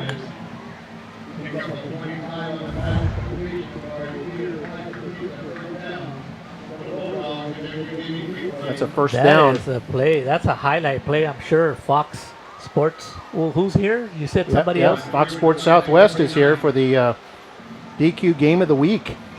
The DQ Big Game of the Week. The big game. Memorial Mackay. Here's Nixon to throw. Flushed out of the pocket. Now wants to run. And is going to be pushed out of bounds after a loss of about 2. So we bring up second down. And on that play, Nixon trying to find his receiver open downfield, didn't see anything. And instead of just throwing it down there, he decided to run with it. And I think they're ruling that he was actually tackled inbounds. So the clock has continued to run here. 1:55 and counting as Nixon goes back to throw on 2nd and 14. Throws it long left and it's caught again. And that's Henderson again. It's just the mirror image of the previous play. They ran it to the left side this time instead of the right. And Henderson makes another terrific over-the-shoulder catch, and it's a first down for the Bulldogs. Good pass. I don't know if we can see it in the replay, but Henderson, what concentration, Mark. Yeah, 15 yards on that one. Bulldog first down with 1:49 to go. Their handoff. This is Gutierrez hit at the line, and then he's going to be pushed down there. Axel Hernandez on the tackle. And also Franco Basel with a first contact. That's what the Bulldogs don't need, a short gain. It and the keeps clock the clock running. Like you said, Mark. They do have one timeout left. Yeah, it was actually, Opazo had the first contact, as we saw in the replay. And Hernandez helped bring him down, and now the officials come in and stop it. I think we've got a timeout called by the Bulldogs, and that'll be their final timeout. 1:32 to go here before halftime. And the Bulldogs facing a 2nd down and 9. Not yet in field goal range as they're at the Mustang 36. Memorial on top 35-14 at this point. Well, for Mackay, they've had touchdowns from Roy Gutierrez and Christian Solis. Memorial's touchdowns have come from 4 different players. Sean Scugan has 2 touchdowns. Campbell Spates has 1. Wachuku has 1. And Emiliano Cruz has the latest one. 35-14 our score right now. You know, Mark, I want to get back to the interview you had with Superintendent Gonzalez. I mean, he could probably stay up here all day. You can interview him about all the wonderful things that are happening here in McAllen. I mean, all kinds. Yeah, I know one he wasn't. I don't think he got a chance to get in there, or maybe he did. Was a one that was just earned this week by our business department, a meritorious budget award. This is something That's that correct. the state awards for budget presentations, and it's again one of those things where you have to dot all the I's and cross all the T's. A lot of research that goes into it, a lot of work, not only by the business office but also the human resources and the Department of Technology. So congratulations to all of those departments on a job well done, earning that award this past week. Here we are back on 2nd and 9. Long pass over the middle, and this is caught. I think it's Dylan Martinez. Did he hold on? No, he did not. Oh, he was unable to hang on to it. He had it initially in the breadbasket. And Coach Brewer's not happy, Mark, because it looked like after the play was over, it looked like there was no need for contact, but that's a judgment call, Mark. As Coach Brewer's not happy that once it was an incomplete pass, he felt there was unnecessary contact. They've been arguing for a targeting call, so we take a look at the replay. We see a long pass over the middle, landed down there, and then it was the hit that jarred the ball loose. Otherwise, it likely would have been a completion. Hard hit down there, brings up 3rd down and 9. Martinez goes in motion. Now we've got a whistle. And it's going to be a penalty against the Bulldogs. And Mark, getting back to the accolades. 75, offense. As you know, last 5 week yards. I missed being here with 3rd you down. on Friday. because I was in San Antonio with the Alliance for a Healthier Generations Leader Summit, where 18 of our schools, the most in the state of Texas, were recognized for having great wellness programs in their schools. Including the two we see on this field, correct? Correct. Both Mackay and Memorial, part of that illustrious list. They're listed among, I think it's called, the award's called America's Healthiest Schools. That is correct. That right? Yes, sir. Here's on 3rd down and 14 after the 5-yard mark off. A short pass to Henderson. He's immediately hit and goes down for no gain. Another big play there by Opazo. Opazo's having a heck of a night. He's going to make all district selection, and based on this game, Mark, he's been all over the place. He played that well. The Bulldogs were hoping for kind of like a delayed screen up the middle, and Opazo did a good job. Lyman downfield. So it's a big 4th and 14, and the Bulldogs better be careful. They need to get something out of this, because they're going to go ahead and punt it away, which is a safe thing to do. You don't want to give the ball back to the Mustangs with good field position. Yeah, they're near midfield. They're at the Mustang 41-yard line. 4th down and 14. You see Wachuku lined up deep to receive this, and it's a fake. They snap it to Nixon, who's going to take off run, has the first down now at the 30, and knocked out of bounds at the 20-yard line. How about that, Mark? And that's actually Christian Solis, who is lined up as the punter, and he has done some punting before, but he takes that one, and boy, the courage by Coach Kevin Brewer. 4th and 14. To do that, and it worked to perfection. Went right up the middle. And a good move right there by Solis to make sure that he had the opportunity for a first down. And let's see how big this call by Kevin Brewer pays off. That was a gain of 22 yards on 4th and 14. And Gutierrez going to the left, going to be bottled up the line of scrimmage. Axel Hernandez had him wrapped up, and the clock running now at 45 seconds. The Bulldogs cannot stop it. And a lot of time is running off the clock. I'll have to call this play at the line. Clock now at 32 seconds. Nixon in the backfield, out of the gun. Going to throw this toward the right sideline, and it's tipped, and it looks like it's caught by Henderson, or was it? I think they're going to say it was hit the ground, but that ball went through a sea of hands, ended up in Henderson's hands, but I think the ball at some point did touch the ground. It did touch the ground, Mark.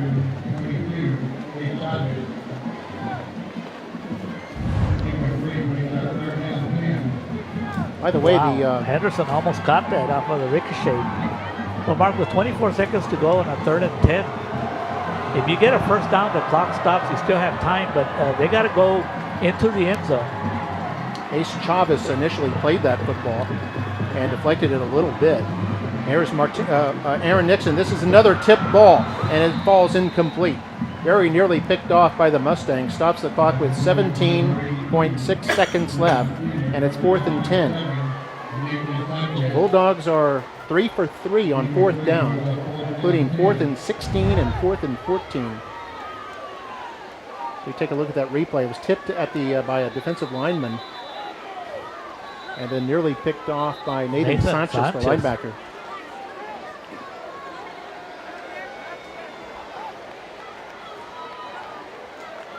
And I think the Mustangs may have called timeout, but yeah, now they signal a Mustang timeout. They have 2 remaining.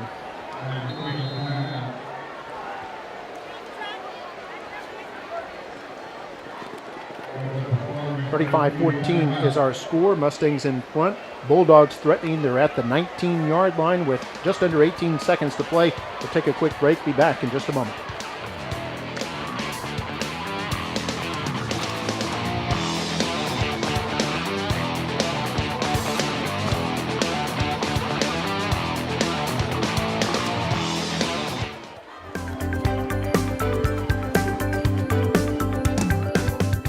My dream is to become a marine biologist because I have always loved sharks and turtles, and exploring ocean life is what I want to do.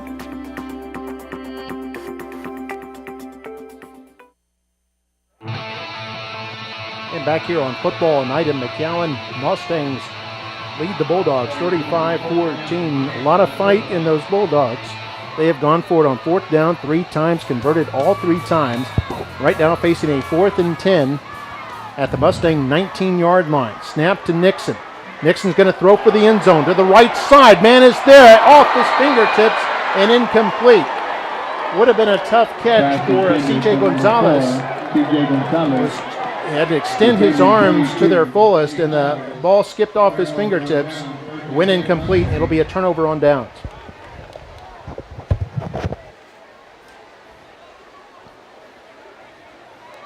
We had a step on the Mustang defender as they went toward the end zone. And with 10 seconds left here in the second quarter, Mustangs will likely run just one play here. Bulldogs don't have any timeouts.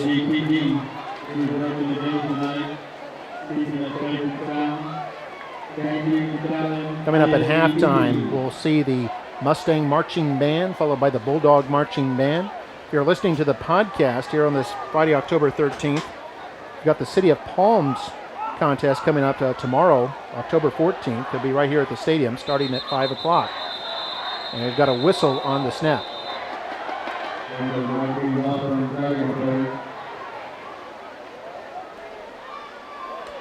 The Mustangs band. 76, offense, 5-yard, first down. The Mustangs band, the Bulldog band, and the Nicky Rowe Warrior band will all be performing at the City of Palms contest. I think 19 bands in total. Starts at 5 o'clock, goes to about 11 o'clock tomorrow night at the stadium. So Almaguer will be under center. They're in a victory formation as Almaguer takes a knee, and that'll be the last play of the first half. So at halftime, our score, Mustangs 35, Bulldogs 14.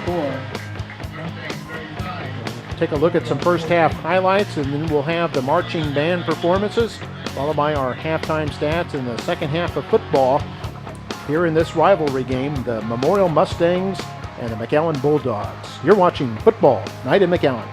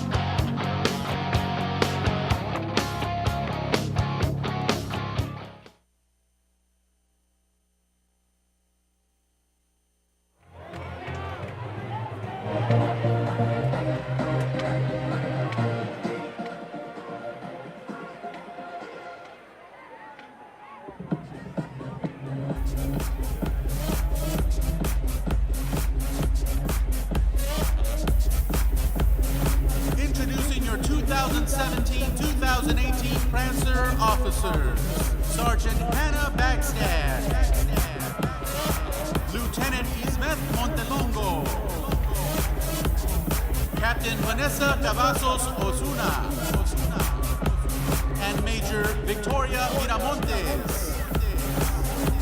The Prancers are under the direction of Miss Olympia De Leon and Mr. Jimmy Hernandez. Ladies, the field is yours. And the Prancer of the Week, Julissa Vigil. The Prancers will be performing to the Bruno Mars hit, Runaway Baby.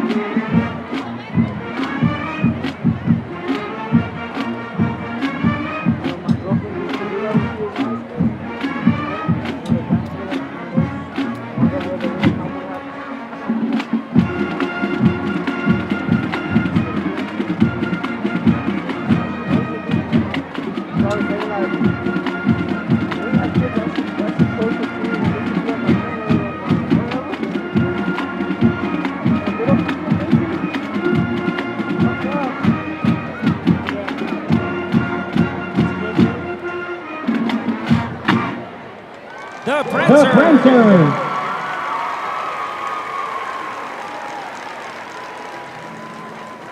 This season, the Memorial Mustang Band will be presenting their four-movement UIL pigskin show entitled Exploration. The music of Bjork and Dvorak. Soloists this evening are Matthew Rivera, Brendan Cortez, Nick Basan, and Edgar Torres. Saxophone duet soloists are Jose Silva and Michael Cisneros.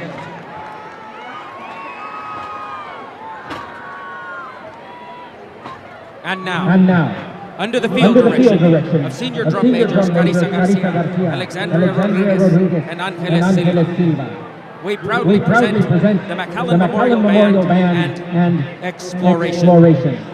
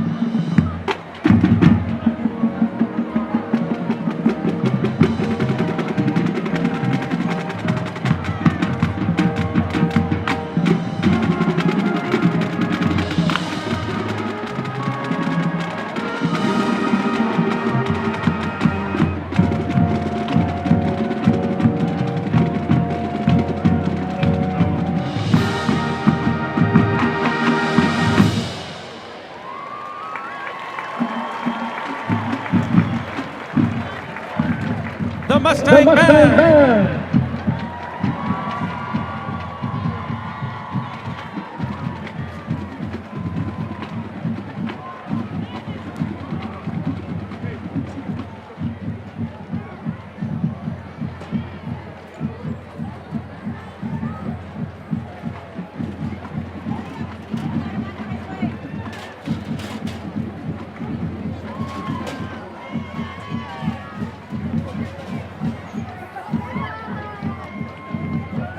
And now a salute to Mustang Country.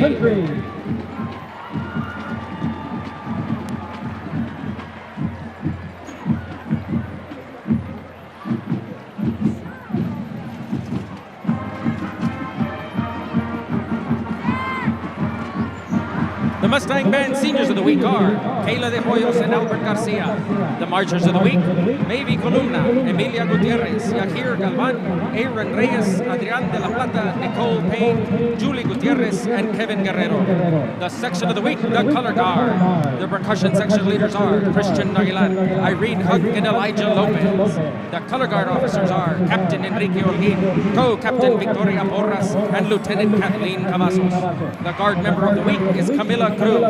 The McAllen Memorial Band directors are Angel Happy Birthday Martinez, Deborah Luna, Araceli Rodriguez, Mark Mertens, Amy Canizales, Guillermo Rivera, and Alonso Avila. The Memorial Band would like to wish the McAllen High School Band the best of luck this fall marching season. We hope you enjoy the second half of the game, and go Mustangs!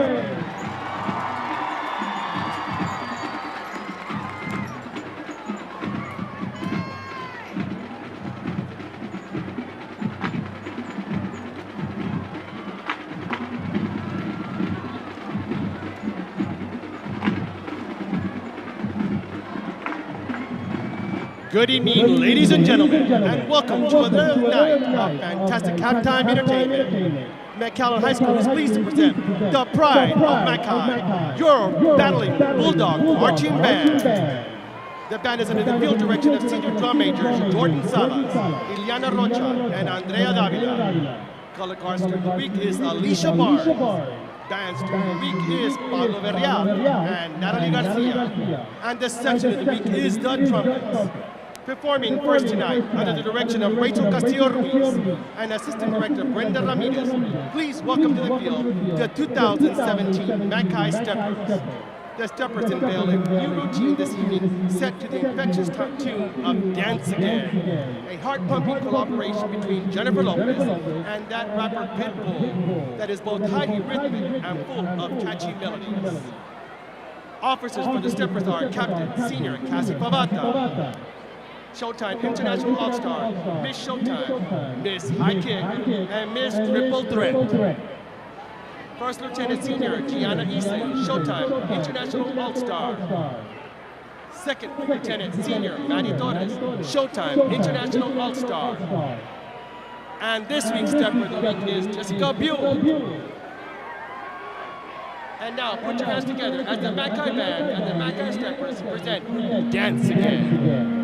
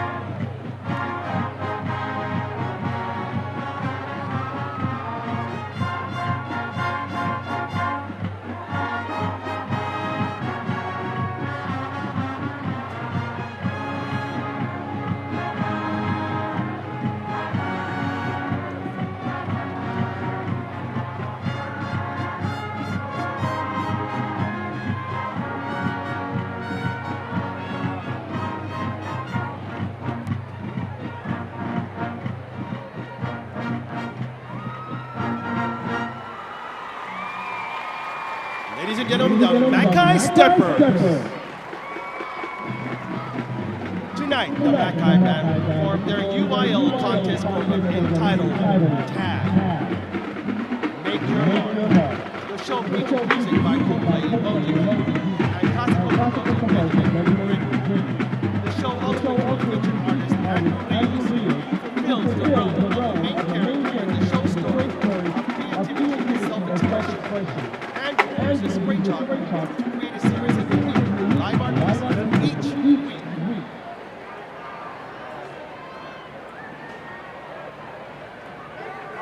And now, please put your hands together for the battling Bulldog Marching Band.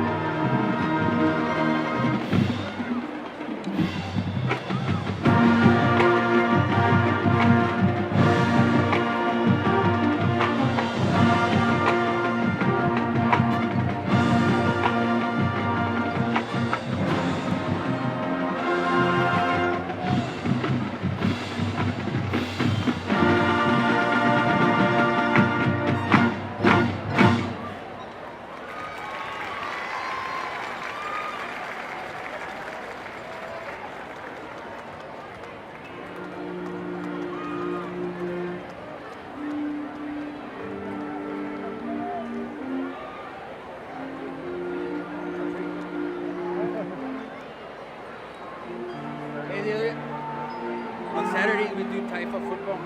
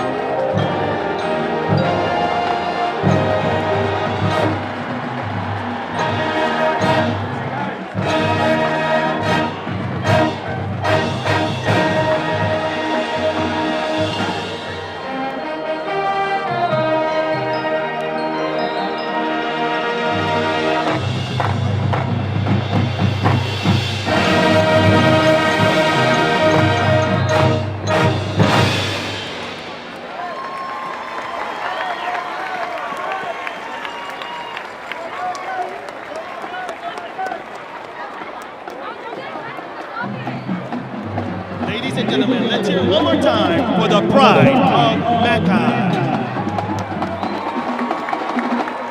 And finally, let's get on your feet, Bulldog fans, and join the McAllen band with the traditional spelling of McAllen.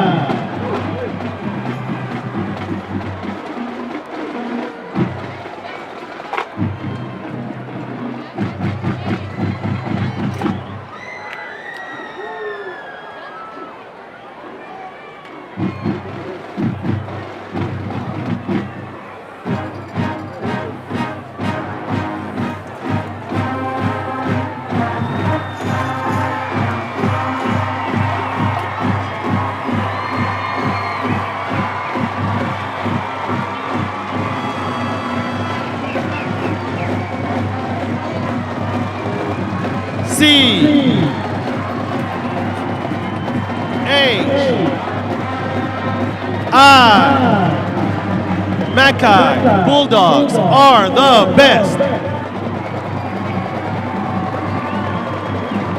McAllen band racers are Jason Dunn on down Rosa III, Bobby Salazar, Angela Kiba, Oscar Medina, and David Moreno. Color guard instructor is And we're back here on football night in McAllen, getting ready to start this second half. It's the Mustangs on top of the Bulldogs, 35-14. And here come the little Bulldogs. I love this part of the game, Mark. The little Bulldogs. Check out the speed. They're all elementary kids. He's from the elementary schools that feed into Mackay. And they all get to run out onto the field to start the second half. That's a little tradition started just this year. All in purple. They have the little Mustangs and little Warriors as well for the respective high schools. And good to see the little Bulldogs out there. I know that made their day, and they're excited. We see the Mustangs, who controlled things in the first half, scoring 5 touchdowns. And lead this game 35-14. Oh, there we go. Future cheerleader, maybe. There we go, and there with the look at the beautiful McAllen skyline here on this Friday, October 13th. Had a great game here, and we mentioned earlier, Fox Sports Southwest, the regional sports network, has picked this game of all the games in the state of Texas as its DQ Big Game of the Week. And they are here with a film crew, and they're getting footage of the game. They went to the pep rallies earlier today, the Okay. Mackay pep rally, the Memorial pep rally. Got footage there, and they'll have a 6-minute report that they'll produce on their show, their high school scoreboard show, hosted by Craig Way. That'll start at 11 o'clock tonight, Friday night. It's a 2-hour show, goes till 1 o'clock in the morning. They cover every score across the state of Texas in high school football. And this game is currently, like, they stream it in the McAllen ISD. Yeah, this game is currently a podcast on the Podcast. McAllen ISD website. And about an hour after it ends, if you're listening to us live, the video will be uploaded, and you Okay. can watch the whole thing. So when you wake up tomorrow on Saturday, you can watch the whole thing. And, interesting thing about the Fox Sports, I guess in order to catch all the different aspects of it, so we see Ricky Garcia kick this off. He's going to kick it high and short, and the Bulldogs will fair catch this at the 37-yard line. They'll start up from there. But they had one of their crew come up to me before the game, Mario, and asked if they could put a microphone on me to record my play-by-play in the first half. So I was mic'd up and or double mic'd, I guess, one for our broadcast and one for theirs.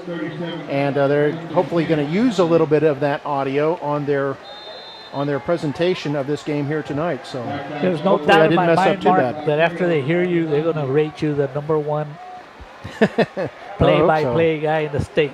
All right. Well, here goes Mackay, 1st and 10, moving left to right. And they hand this off in a gain of about a yard. Looks like Gutierrez surging forward. And we'll have to see what kind of adjustments Coach Kevin Brewer comes up with here for the second half. It's important that they get off to something positive here in the first possession. Get the kids back a little bit of confidence, being down 3 touchdowns. Well, the Bulldogs did hurt their cause a little bit with 2 turnovers in the first half. And both of those led to Mustang touchdowns as they hand off to Gunnar Henderson, trying to get outside to the right. Does turn the corner a little bit, but then forced out of bounds at about the 42, and it'll bring up 3rd down. Good job by Nathan Sanchez, having a great night tonight, along with Opazo in the neighborhood. And there's our halftime stats. Mustangs in front on the scoreboard. First downs, 14-8 for Memorial. And look at the rushing yards, 265 for Memorial in the first half, about 87 for the Bulldogs. And total yards 319 to 168. Penalties 5 on the Mustangs, 4 on the Bulldogs, and turnovers 2-1. And that's a big stat, Mark, because those 2 turnovers led to 14 points for the Mustangs. Yeah, and the 1 turnover by the Mustangs was negated as the Bulldogs turned it back over on the very next play, as we have a flag down here on 3rd and 5. 75, offense, 5 yards, 3rd down. And that's a 10th penalty of the night.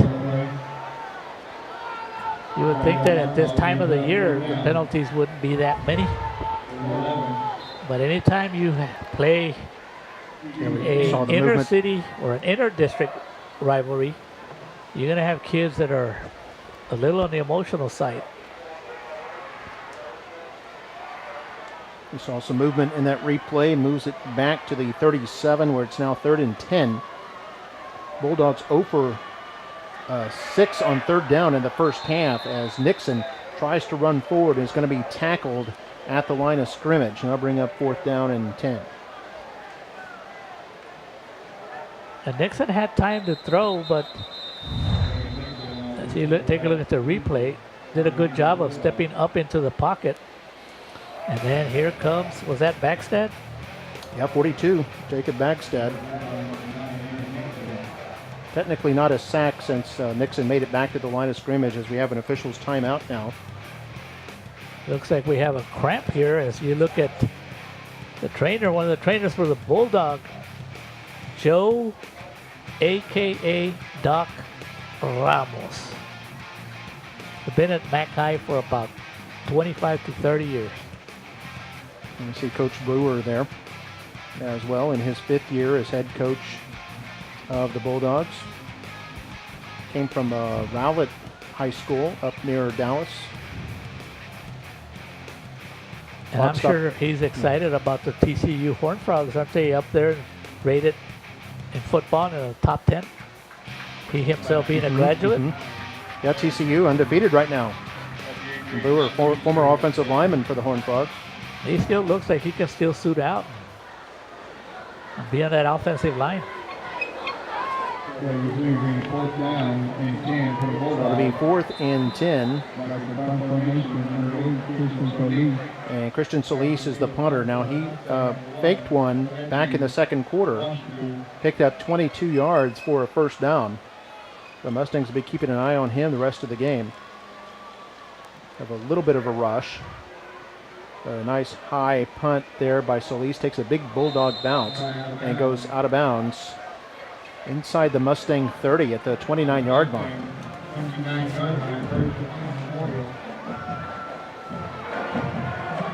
So we'll see if the Mustangs can match that hot offense.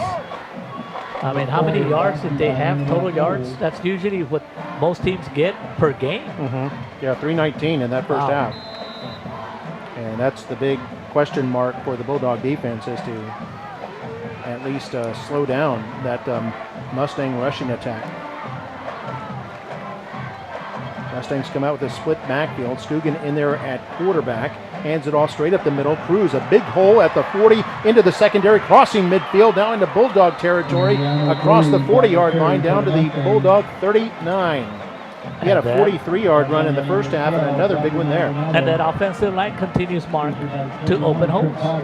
That's what they do. I mean, nobody touches him. And then he uses his speed and his vision.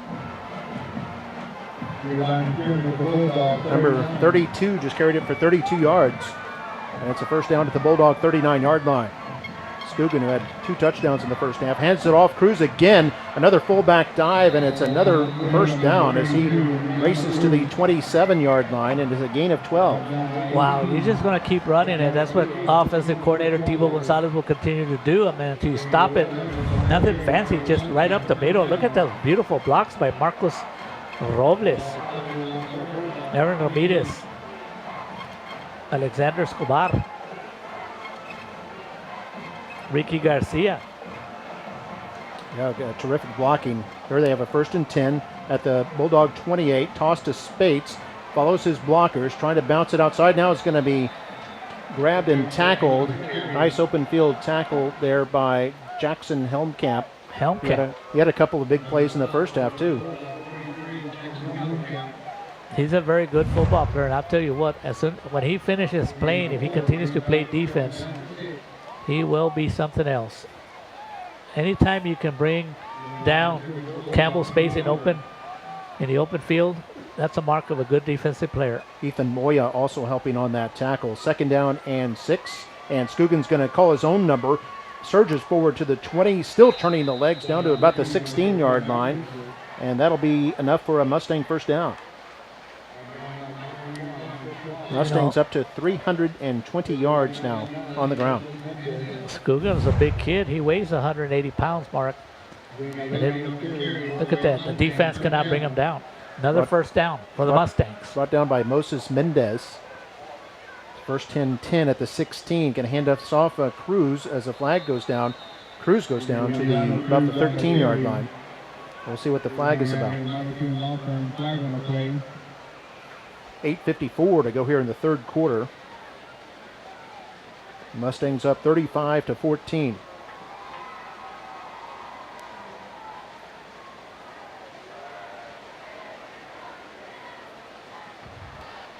Chop block.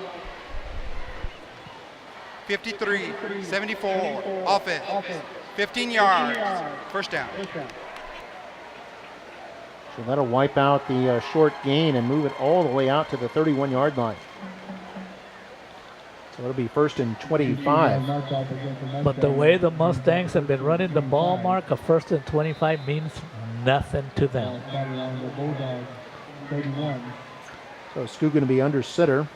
2 receivers to the left as they hand this off. It's another fullback dive to Cruz, who moves all the way to the 26, a gain of 5 on the play. You know, the defense was Ethan Moya. And Trip Potter came up from his defensive back position.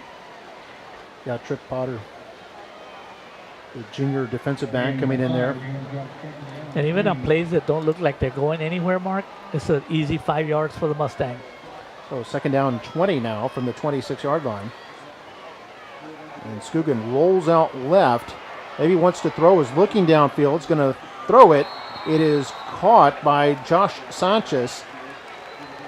But I think they're going to say he was out of bounds. And that play didn't go for anything, Mark, but if we take a look at Scogan rolling out, I guess it's throwing motion, but he put on a nice fake and a nice hard throw. And I can see almost got that 1 foot inside. Good job right there on the defensive side by number 12. Yeah, that was Robbie Maldonado. I was going to say, and a good job by our cameraman, too, to capture that. You saw the toe come down of Sanchez, clearly out of bounds. So a good call there. And we have a whistle here before the Mustangs can snap it. False start, 76, offense. 5 yards, 3rd down.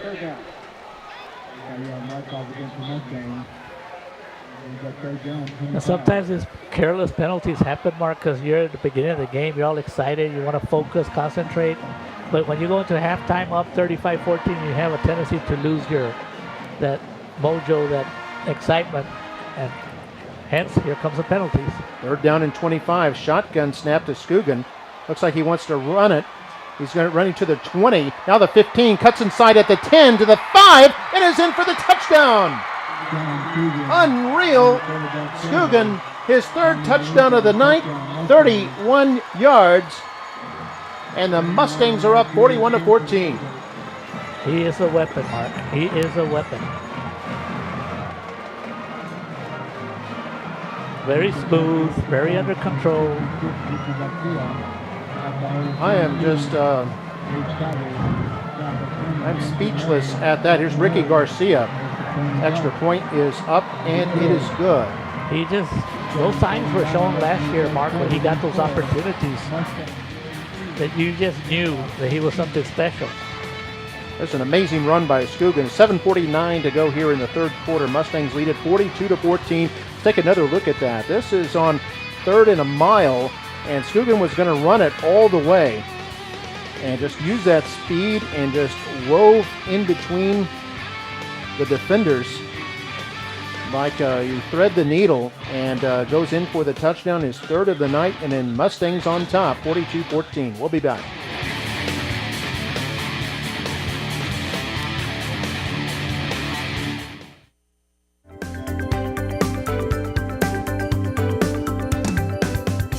My dream is to become a marine biologist because I have always loved sharks and turtles, and exploring ocean life is what I want to do.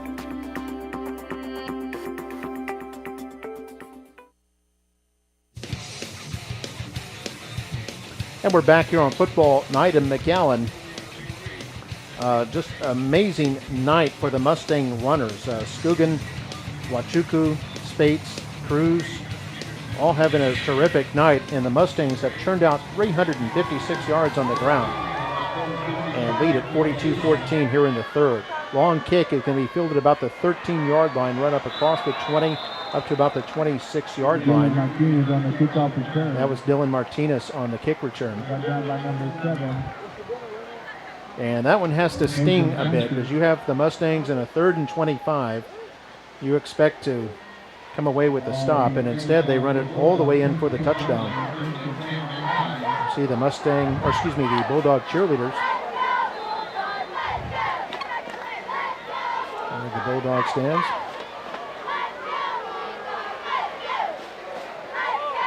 So Big Mac, the mascot there, and here's a big running back, Roy Gutierrez. 1st down and more, up to the 40, stiff arm at the 50, and brought down by Huachuca in Mustang territory. Huachuca saving a touchdown there.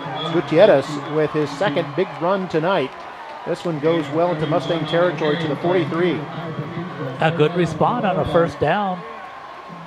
Go to Roy Gutierrez, who had success running to the right side on occasion. But Huachuca is that safety, and that's why he's the safety. He makes sure that on long runs, you have to get through him to get into the end zone. 31-yard run there by Gutierrez. Handoff Gutierrez again, big hole up the middle. He's hit, still turning his legs, and it takes a host of Mustangs to bring him down at the 34-yard line. A gain of about 9 on the play. And there's something that you got to commend Roy Gutierrez for doing that. Instead of being down, he's still playing. He's going to play hard all the way to the final buzzer. He refused to go down. He got hit 2 or 3 times and finally took 4 or 5 Mustangs to bring him down. I think Bagstab was in there, a couple other Mustangs. Now the Mustangs appear to jump offside, but we'll see if they were thrown off. 75, offense, 5 yards, second down. That's against the Bulldogs.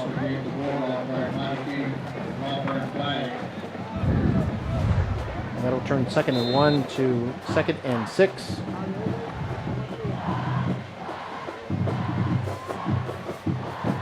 And you can see on the replay it was the Bulldogs who moved. 6.5 minutes to play here in the third. Shotgun snap to Nixon. Hands it off to Henderson. Henderson weaving his way up the middle. Picks up yardage all the way up to about the 33. And there's another kid right there, Mark. There's no quit in Henderson. He'll play till the last second. And I think it's enough for a first down.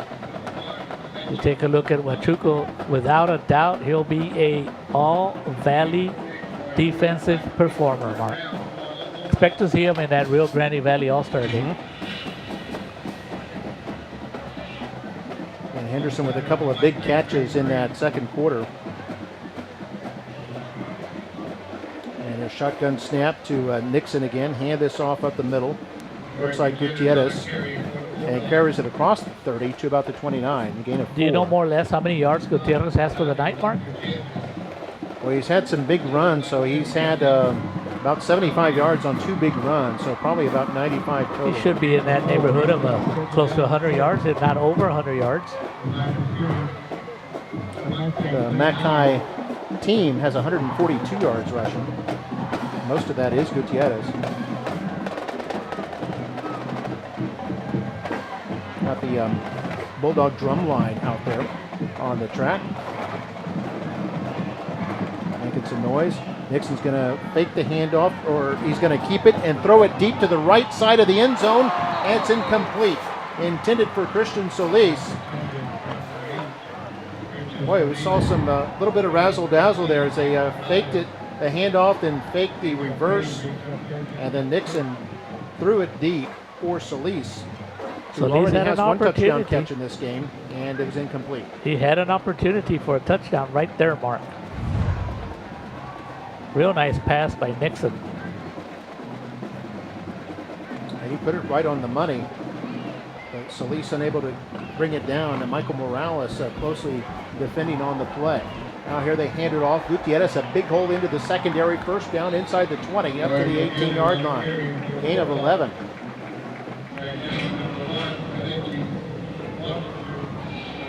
And Kalechi Huachuco again, Mark, preventing a touchdown. As Roy Gutierrez looking for the opening hole and putting on a couple of moves. I don't know how many solo tackles Huachuco has, but he came into this game being the leading tackler for the Mustangs. Yeah, he had 89 tackles coming in. He might be closing in on 100 before we're done. Oh, there's no doubt, Mark. 4:25 to go in the third quarter. Nixon wants to throw. Being chased by Hernandez. Now it's going to fire it downfield. It's caught by Dylan Martinez. And then the ball comes out. Now they're going to say incomplete. Incomplete pass down there around the 5-yard line. That'll bring up 2nd down and 10. There's also a flag on the play, Mark.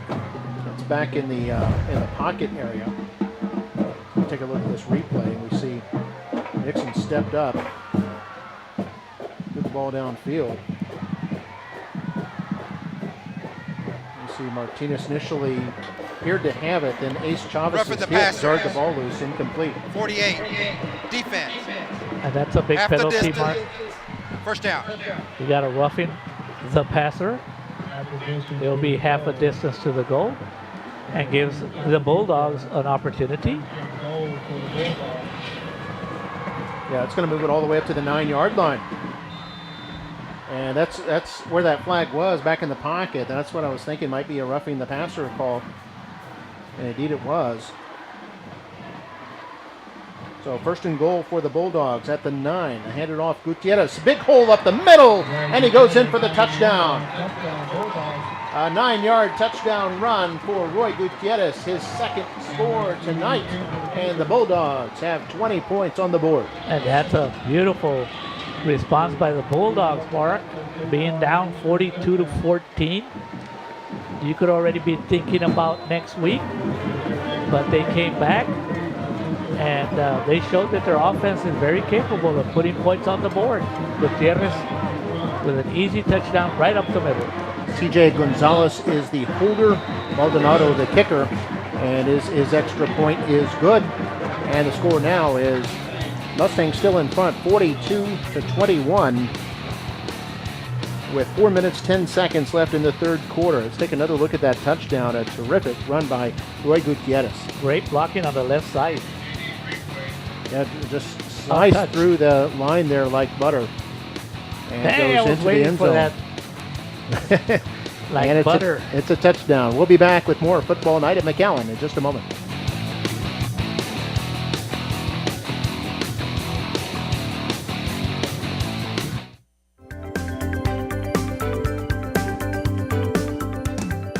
My dream is to be a nurse and work in the labor and delivery field. I like caring for people and taking care of moms to be, and I want to help bring life into the world.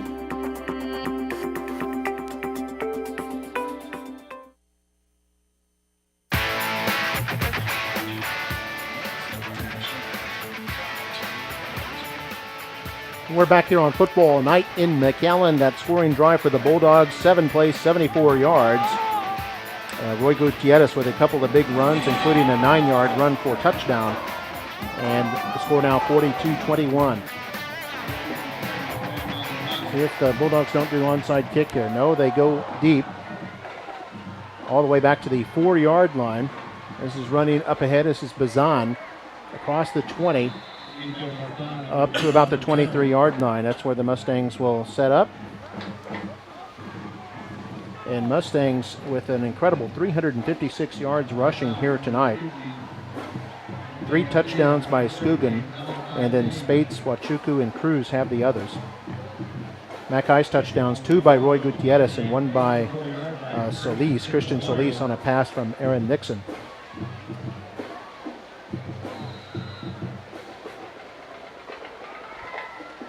We're actually going to spot this at the 24. Scugan at quarterback. I'm going to toss this left. This looks like Wachuku, or Spates rather, and Spates is taking it the length of the field down the left sideline all the way to the 20, and now the 10, and the touchdown. A touchdown for the Mustangs, and he goes right over to the middle school kids, the Morris Stallions and the Travis Terriers, and they're excited to see that big run by Campbell Spates, the sophomore, who just went 76 yards for the touchdown. And that was very smooth, wasn't it, Mark? That line continues to block and make it easy for Campbell Spates. And I like what happened there at the end, Mark, because he went over there and got all those kids excited. And remember, Campbell Spates went to Cathy Middle School, but he still went over there and said hello to the Morris kids, because there might be some Morris kids on the field that are blocking for him. Could be. 76-yard run there by Spates. Ricky Garcia's extra point is good. And it's now 49-21. We take another look at the replay. And it was a toss left to Spates. It's kind of a slow developing play as he waited for his blocks and then just took off down the sideline and used his speed to outrun the defense. 76 yards for the touchdown. Check out what he does right here, Mark. Let's see the celebration. He went all the way over Kids to got the... all excited. They're the Cathy kids. He did go over to a Cathy kid.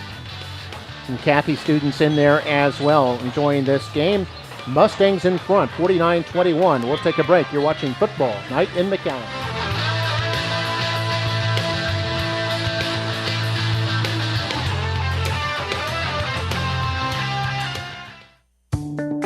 Your child is family.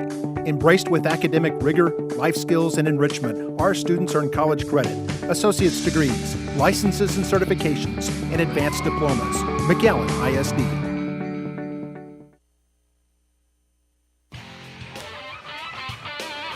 And we're back here on Football Night in McAllen. I'm Mark May along with Mario Lena. It's been an offensive fest by both teams here tonight, especially Memorial, who lead it 49-21. And Garcia's kick, this one is going to go deep all the way out the back of the end zone. So after several kickoffs that were short, this one is deep, and it'll be Bulldog football at the 25-yard line. Well, that Mustang scoring drive, a short one, just one play, 76 yards. It's as short as it gets, Mark. Mustangs have had two big runs tonight. Spates with the 76 yards, and Scogan had one in the first half for 79 yards.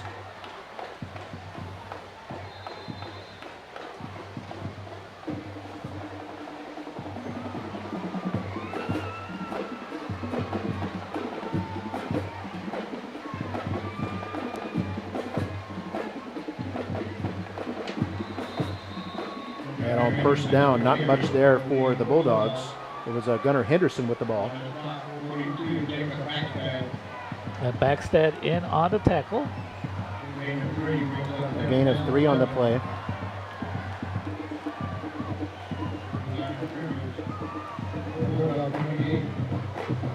Mustangs have had the ball 9 times. They've scored on 7 of them. 3:15 to go here in the third. Handoff. Looks like Gutierrez fights his way up to the 30-yard line. So they've had the ball 9 times and scored 7. And that's because the first possession that he scored, so that means they've scored 7 out of the last 8 possessions? No, that's right. The only one they didn't was a turnover.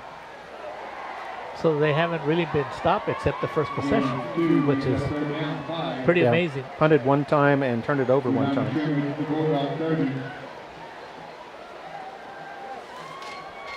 We do have a substitute for the Mustangs in on defense. Well, let me double check that. Actually, technically, they did have the ball at the end of the first half. Daniel Domayan. For 1 play. So here's Nixon wanting to throw on 3rd and 5. This is complete to Martinez for a first down up to the 39-yard line. So a gain of 9 on the play, and they'll move the chains. Very nice route on that play by Martinez.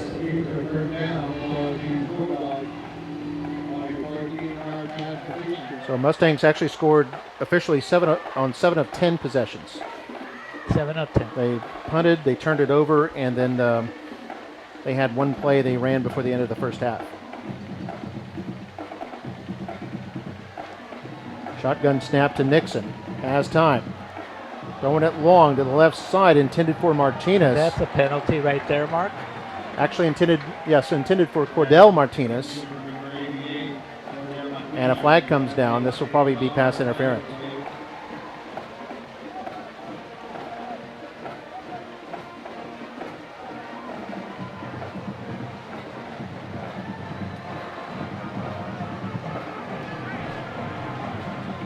Pass interference, 24, defense, 15 yards, first down.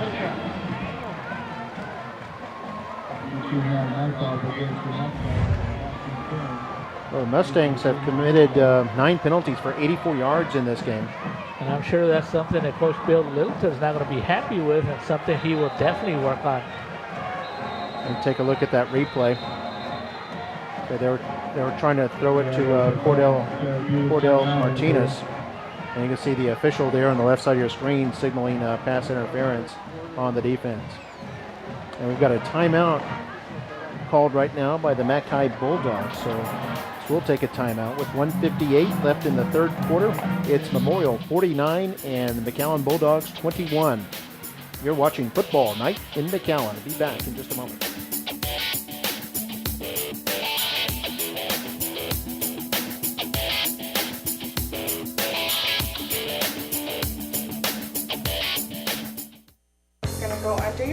One of the big advantages of having your child come to McAllen School District is they have a registered nurse at each and every campus.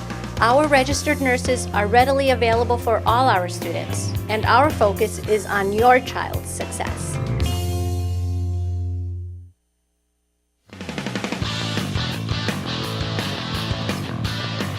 You're listening to Neil Diamond on the big scoreboard, and we're during the timeout. Man, every time you see that scoreboard, And you see, I mean, everybody having fun out here, Mark. There's a end around to Gunnar Henderson. And this is going to be bottled up for a loss of yards, as the Mustangs were all set and ready for that one. I think they were waiting for that, Mark. They probably saw it on the scouting report. And they've been waiting for that all night long. Axel Hernandez and company. Nathan Sanchez also in. Opazo. Yeah, loss of 3 yards there, so second down and 13 now.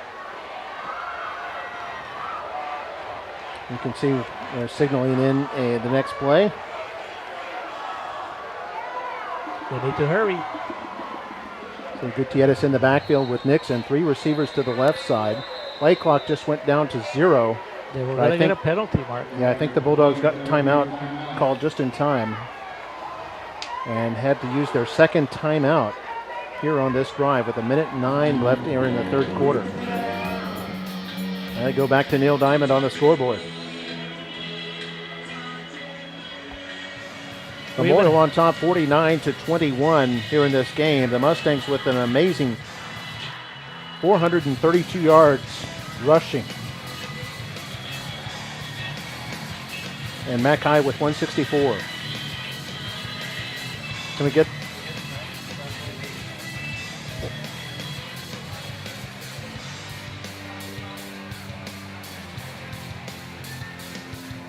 For Mackay, they've had 2 touchdowns from Gutierrez and 1 by Solis in this game on a pass from Nixon. And Memorial, we gave you those touchdowns. Scugan with 3, Spates with 2. Scugan a 79-yard run, Spates a 76-yard run in this game. Wachuku has 1 touchdown, and so does Cruz. So, Mark, who would you pick as an MVP here at the end? Who would you bring to that post-game? The post-game show, who they'll do some interviews on that. That'd be Jake Berry and Matty Kaufman. That's going to be coming up after this game. You got to bring in Scugan. Probably have Scugan on there, yeah. Wachuco maybe, and also Spates. And now we have a whistle before the snap as Mackay facing a 2nd and 13. And let's not forget a couple of defensive players having a great night. Opazo, Sanchez. False start, 72, offense. 5 yards, second down.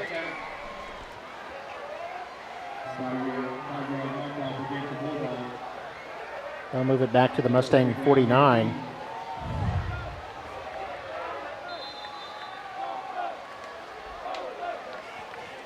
You see the replay there.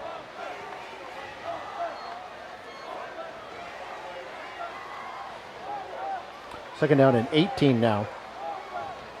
Snap to Nixon, handoff Gutierrez. Goes forward for about 4 yards before he's stopped by Bagstad. They're going to spot this at the 47-yard line. Actually, a gain of just 2 on the play. That's a brother-sister combination. Bagstad on the field as a linebacker. And I believe you interviewed his sister, because she's with the Prancers. That's right. Yeah, it's a sister who is one of the Prancer officers. And we're down to the last 30 seconds of the third quarter. 3rd and 16 here for the Bulldogs. They're 2 for 9 on third down tonight. So Nixon wants to throw. Now flushed out of the pocket, being chased. He's going to try to run this one and gets up to about the 47-yard line. Takes a hard hit out of bounds. Michael Morales is coming in there like a wrecking ball. Once again, if you're a sophomore and you're starting on a team that has 9 senior starters and a junior, that means you're a heck of a football player. And Nixon paid the price on this one, Mark. Take a look at this. Whoa.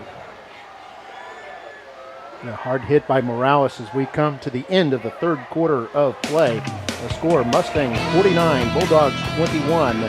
Bulldogs facing 4th down when we come back with the 4th. You're watching Football Night in McAllen.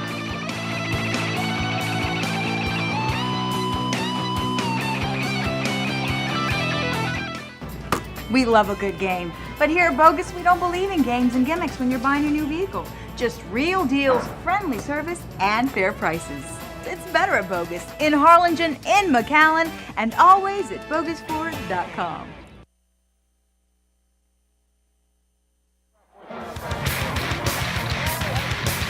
And we're back here on football night in McAllen. Mustangs on top, 49-21. 4-touchdown lead as we hit the last 12 minutes of the game. And teams have switched in, so it'll now be the Bulldogs going from right to left, Mustangs left to right. And Bulldogs appear to be going for it here, facing a 4th and 16. They're 3 for 4 on 4th down in this game. Snap to Nixon. They are going, and they're going to throw it long down the left side. It's incomplete. Intended for Cordell Martinez, and I think defending on the play was Luis throw. No flag, so that'll be a turnover on downs.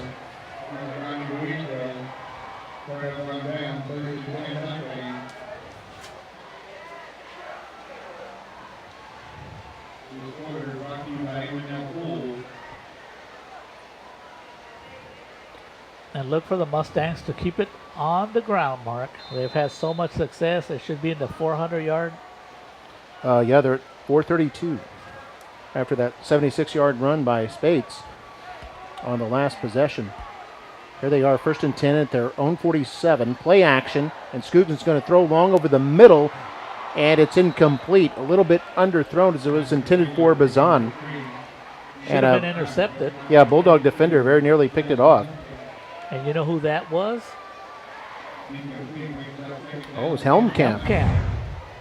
He's had a big night, the sophomore defensive back. Yeah, you can see him. He closed the gap quite a bit there near the end and was able to get his hand on the football. It'll be 2nd and 10 here for the Mustangs. They have a wide out left and one to the right, I backfield. Scoogan wants to keep this, has the pitch option with Spates, elects to keep it, runs downfield into Bulldog territory, gets to about the 43. No problem, an easy 10-yard gain for Scoogans. Yeah, looks like enough for a 1st down.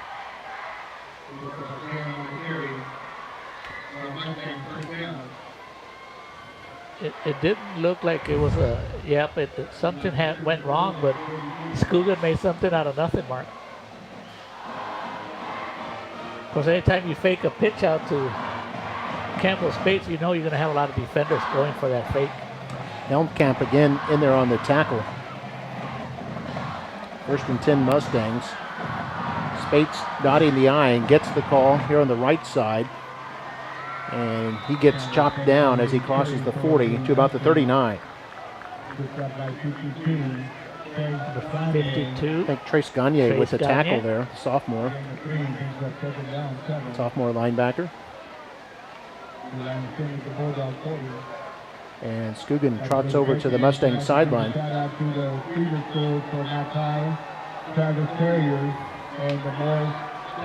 So Almagued in there at quarterback now.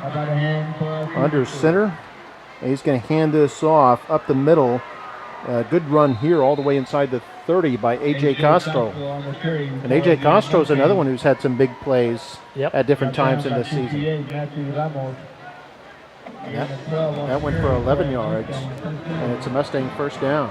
It really doesn't matter who's in the backfield for the Mustangs when you have a real good offensive line opening all kinds of holes for you.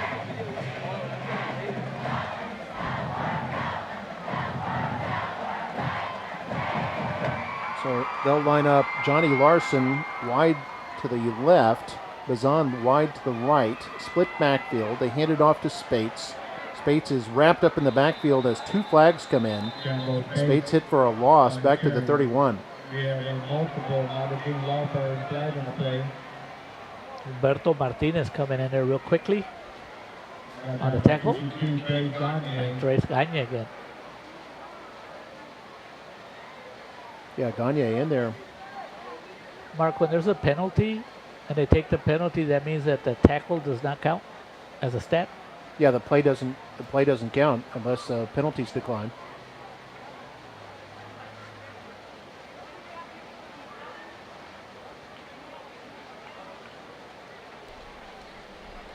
Holding. 74. Offense. That penalty is declined. 2nd down. So Gagne will get credit for that tackle. So loss of 6 yards. You got to take that loss.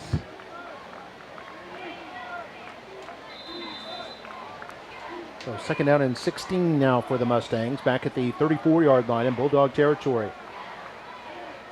Almaguer in there at quarterback, and a toss this left to Castro. Castro trying to bounce it outside. He's hit at the 32. He'll go down at about the 31-yard line. About 5 different Bulldogs in there on the tackle. First one there was Robbie Maldonado. Yeah, Antonio Rodriguez got in there as well. After a gain of 3. And it looks like Coach Littleton is going up, giving some backups to make a name for themselves. Yep, Maldonado also in there on that tackle. There we see Coach Bill Littleton. Recently won his 100th game earlier this season as head coach of the Mustangs. He's sitting at 102 tonight. Almaguer wants to throw, goes over the middle to the left side. It's caught at the 5 and in for the touchdown. And it's a touchdown for the Mustangs. That's Johnny Larson, just his 2nd catch of the season, and both have gone for touchdowns. How about that? What a stat to have, Mark. 2 catches all year and 2 touchdowns. Probably says, if you're going to throw it to me, make sure it's a touchdown. Nice pass by Almaguer. What a nice backup to have. Of course, Almaguer was a starter before he got hurt. But 2 quality quarterbacks for the Mustangs. Chavez to hold, a good hold, and the kick is up and away, and it's no good. It's wide to the left. And so our score, with 8:57 to play in the 4th quarter, it's the Mustangs 55 and the Bulldogs 21. Let's take another look at this touchdown. This is off a back to pass was Almaguer and then threw it, and Larson caught it at around the 10-yard line, ran it in for the touchdown, completing a 31-yard pass play. And the Mustangs lead at 55-21 here in the 4th. We'll be back in just a moment.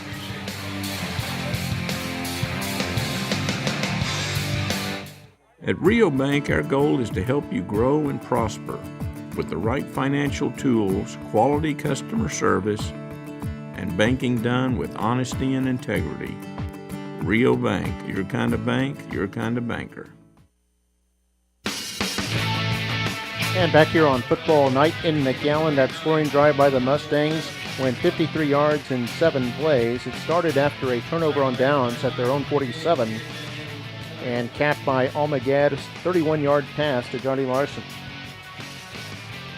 Larson is the 5th different Mustang to score a touchdown here tonight. Kickoff, number 3, Gunnar Henderson, number 18, 82, Dylan Martinez. That's the first touchdown pass by the Mustangs tonight. The other 7 touchdowns have all been rushing touchdowns. And here's the kickoff by Ricky Garcia. It goes out of bounds. I think this will bring it all the way out to the 35.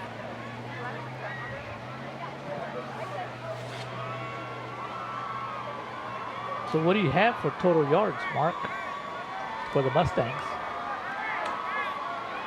For the Mustangs, 454 yards rushing in this game, 85 in the air. We have a kick out of bounds. McAllen that shows take a 5-yard penalty, 30-yard line, first down. The ball will be at the 30-yard line. So total yardage for the Mustangs in this game, 539 yards. I think it's the 2nd game in a row they've gone over 500 yards in total offense. I think they did that against Mission when they put 63 up on the scoreboard. And I spotted. 3rd game in a row the Mustangs have scored at least 49. And new quarterback in there for the Bulldogs. And here's a pass is tipped and incomplete. Chavez tipped it. It was intended for Gunnar Henderson. And quarterback J.R. Cortez, who's started several games at quarterback this season, so he's no stranger to the position, came in to tonight with 575 yards passing, 3 touchdowns. And actually, I think the intended receiver, I'm being told now, was number 8, Christian Solis. Good defense right there Number 22, Ace Chavez. It's a handoff to Gutierrez. And Gutierrez picks up about a yard. They'll bring up third down and long. On the top of the Mustangs, 35, David Duran, Duran and Domian on the tackles.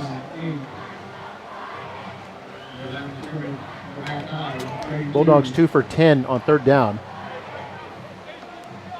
Third down and 8. Cortez back to throw. Now being flushed way back, running back all the way to his 10-yard line, and now is hit, loses the football. It's recovered apparently by the Bulldogs at the 5-yard line, a loss of 26 yards.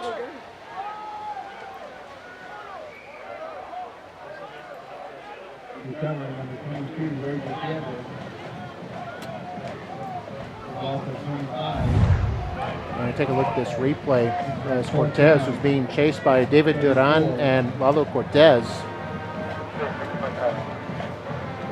And was hit, lost the football, and then it was recovered by one of the Bulldogs. I think it was Roy Gutierrez actually hustled back there to follow the football. Huachuku standing at his own 40-yard line back to receive this punt. Christian Solis is the punter. On fourth down and 34. They actually spot the ball at the 6-yard line. Another penalty. Offense. Fourth down.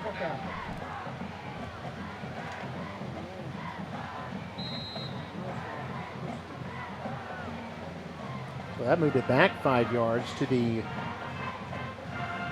actually half the distance to the 3-yard line.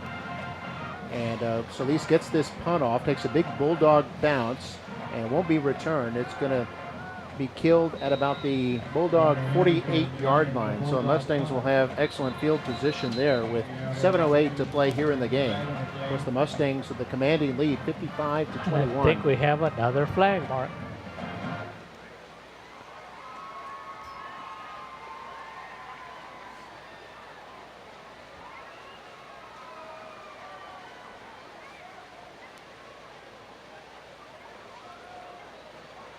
The officials still talking about it right now.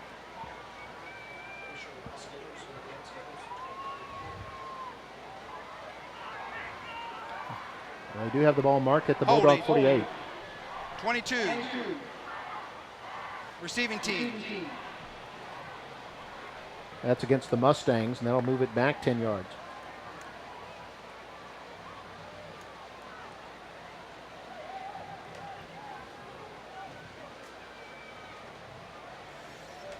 So that'll push it back into Mustang territory. The Mustang 42.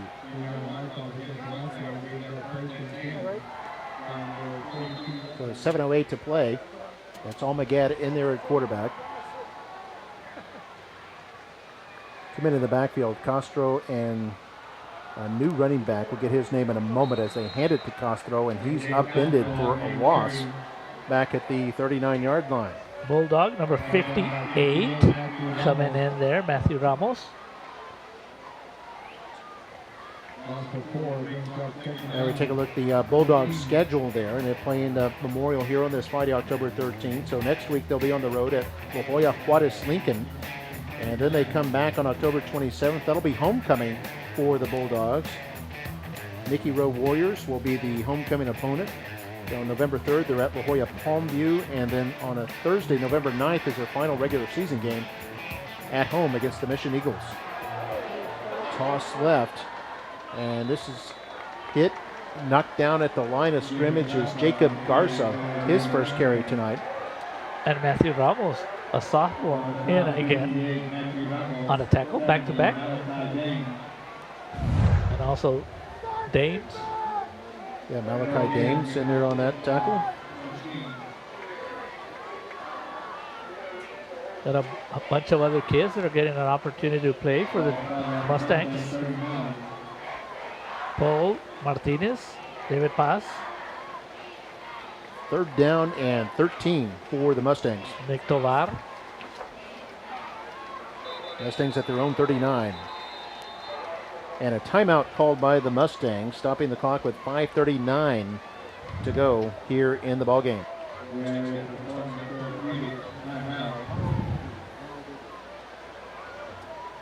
So Memorial in front, 55-21 in this game. They've scored 8 touchdowns. We've had 3 touchdowns scored by Sean Scugan, 2 by Trevor Spates, and 1 each by Wachuku, Cruz, and Larson. There's the Mustangs schedule, as after tonight they will go on the road to play they'll be at home for that game. October 20th they play the La Jolla Coyotes, and we'll have that game for you right here on McAllenisd.org, Memorial and La Jolla a week from tonight. Then the Mustangs take a week off before they go to La Jolla and play the Juarez Lincoln Huskies. That'll be a Thursday night game on November 2nd. And then it'll be Memorial and Nicky Rowe, the other big rivalry here in McAllen. That'll be Friday, November 10th. I believe the Mustangs are the official home team for that game. So here they are on 3rd and 13, and the Mustangs looking to throw it. Almaguer hit as he throws, lets it go, and it goes incomplete as it was intended for Nick Tovar. And they'll bring up 4th down, and they'll have to punt. This would be just the 2nd punt tonight for the Mustangs. Take a look at this replay, and Almaguer he really got hit pretty hard, and then they landed on him. It took him a little while to get up. And I think it was Malachi Dames who lowered the boom on Almaguer. When we take a look downfield, it was Chiquito who was defending on the play against Tovar. So Garcia back to punt the football. Bulldogs have a little bit of a rush, but he gets us off a nice high one. It's going to be picked up at the 19-yard line by Gunnar Henderson up to the 30. And now hit again as a flag comes down as Henderson fights his way up to the 37-yard line. And that call I could have made from up here, a hit in the back.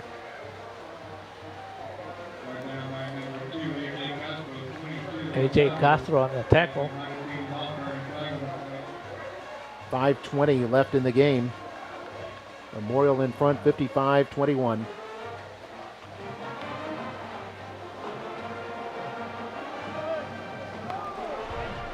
During the return, receiving team, block at the back, number 6, 10 yards, spot of the foul, 1st down. That's the 9th penalty on the Bulldogs. So both teams have had a lot of penalties tonight, combining for 19 penalties.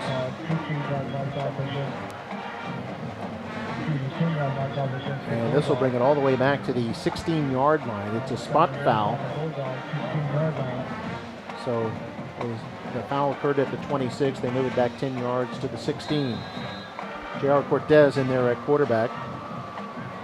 3 receivers to the left side. They hand this off to Gutierrez. He powers into that line and moves it up ahead to about the 19, a 3-yard pickup. The clock will be moving now at 5:05 to play here in the ball game.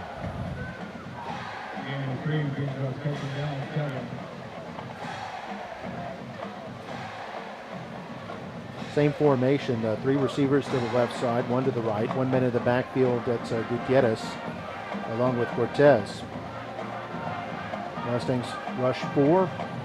Cortez play action, wants to throw. Hit as he throws it deep to the left side, and it's intercepted by the Mustangs. That's Michael Morales, who falls down at the Mustang 49-yard line. The Mustangs will take over right there. That's the 3rd turnover this evening on the Bulldogs. And Michael Morales deserves an interception.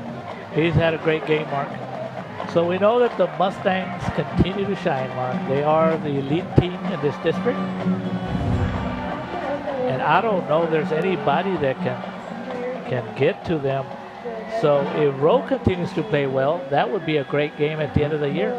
Yeah, Rowe's been playing very well, and that should be a good one as we take a look at that replay and saw it was probably intended for Gunnar Henderson. Morales able to run underneath that and slide underneath it, kind of like a center fielder or a right fielder catching it in foul territory. He slid underneath that. A.J. Castro carries the ball on first down across midfield to about the Bulldog 46. And Joseph Lara is now getting an opportunity to quarterback a little bit. As we know, Amaguer got hit pretty hard in the last position. And he has to block. Yeah, quarterback throwing a block there. And that's nothing new, Mark. We were used to Jonathan Sanchez, who, by the way, is here today. You want to tell him about his D1 football player, Rice? Oh, that's right, yeah. Playing a tight end. He was a quarterback for Memorial, playing tight end for the Rice Owls. Former Mustang. As Joseph Lada, the sophomore quarterback, will hand this off to Castro, who surges forward across the 40 to about the 38-yard line. Looks like enough for a first down. And the Mustangs right now just trying to run out the clock. The clock stopped for the moment at 3:44 until they move the chains. Now it starts up moving again. See Castro some hard running on that replay. One of the Bulldogs in there on the tackle was Eduardo Ramon.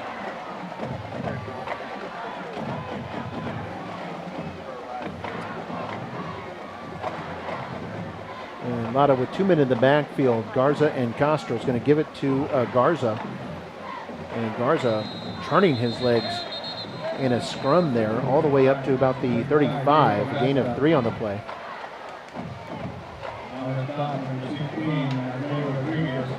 I think on the tackle, Isaiah Rodriguez.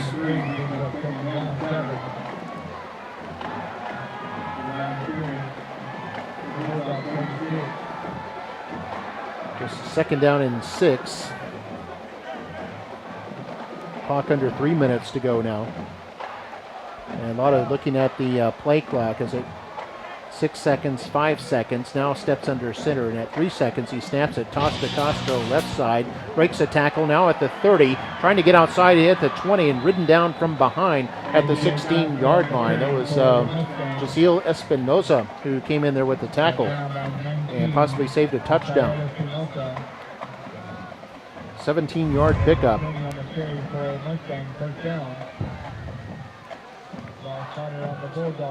A.J. Castro, just a junior, taking advantage of the opportunity, Mark. They're going to spot him at the 15-yard line. So an 18-yard pickup there by Castro. It's 1st and 10 Mustangs. Now clock is under 2 minutes to play. The Bulldogs do have 1 timeout left. I likely will not use it. Lada under center. Hand this off to Garza, and Garza thrown down by Moses Mendez for no gain. The clock will keep running now to minute 38. Mustangs will stay unbeaten in district play. They'll improve to 3-0 in the district. They'll be 5-2 overall. And for Mackay, they'll be 2-4 overall, 1-1 in the district. So still very much in the thick of things. And there's our next broadcast. That'll be in 6 days. That'll be a Thursday night game. So it's a 7 o'clock kickoff. The Mission Eagles and the Nicky Rowe Warriors. Both of those teams can put points up on the scoreboard. So that should be a pretty exciting one. Coy Detmer, the head coach of the Eagles, against Robert Flores from the Warriors. Fans getting plenty of exercise here tonight. Clock stopped at a minute 1. I think there's a penalty. Offense.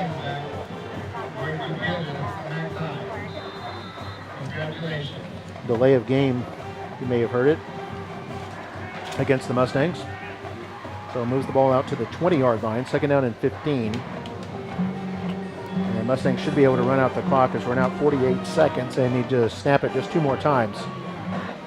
In fact, now go into victory formation. Lada's going to look at the play clock, and it's down to 6 seconds. And now snaps it at 3 seconds and takes a knee. There's 34 seconds left in the game. They won't need to snap it again, and that will do it. Final score will be Memorial 55 and Mackay 21.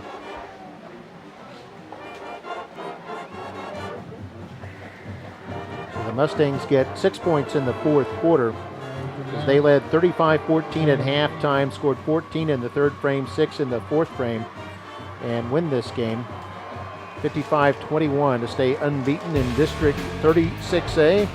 And Bulldogs, as we said, slipped to 1-1, but still very much in that district race with the top 4 teams going to the playoffs eventually.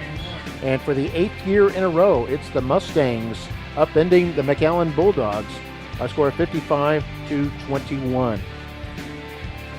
And again, to recap the touchdowns tonight, Roy Gutierrez of Mackay had 2 touchdowns, one of 6 yards, one of 9 yards. The tight end, Christian Solis, caught a 31-yard pass from Aaron Nixon for a touchdown.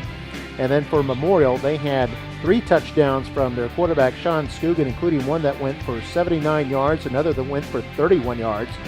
Campbell Spades had 2 touchdowns tonight, giving him 9 touchdowns over the last 3 games, including a 76-yard run. And then there was Wachuku had a short touchdown run, Emiliano Cruz had a short touchdown, and Johnny Larson caught a 31-yard touchdown pass from Angel Almaguer to wrap up the scoring. So our final score, 55-21, as we take a look at some highlights here from the game. Stay tuned for our post-game show with Jake Berry and Maddie Kaufman. As they recap the game, they'll have some highlights, they'll have some stats for you, and talk about what's ahead for Mackay and what's ahead for McAllen Memorial. Hope you enjoyed it. I'm Mark May. For Mario Reyna, the rest of our MITV crew, and our KMAC co-op students, hope you enjoyed it, and we'll see you next Thursday, October 19th on Football Night in McAllen. Good night.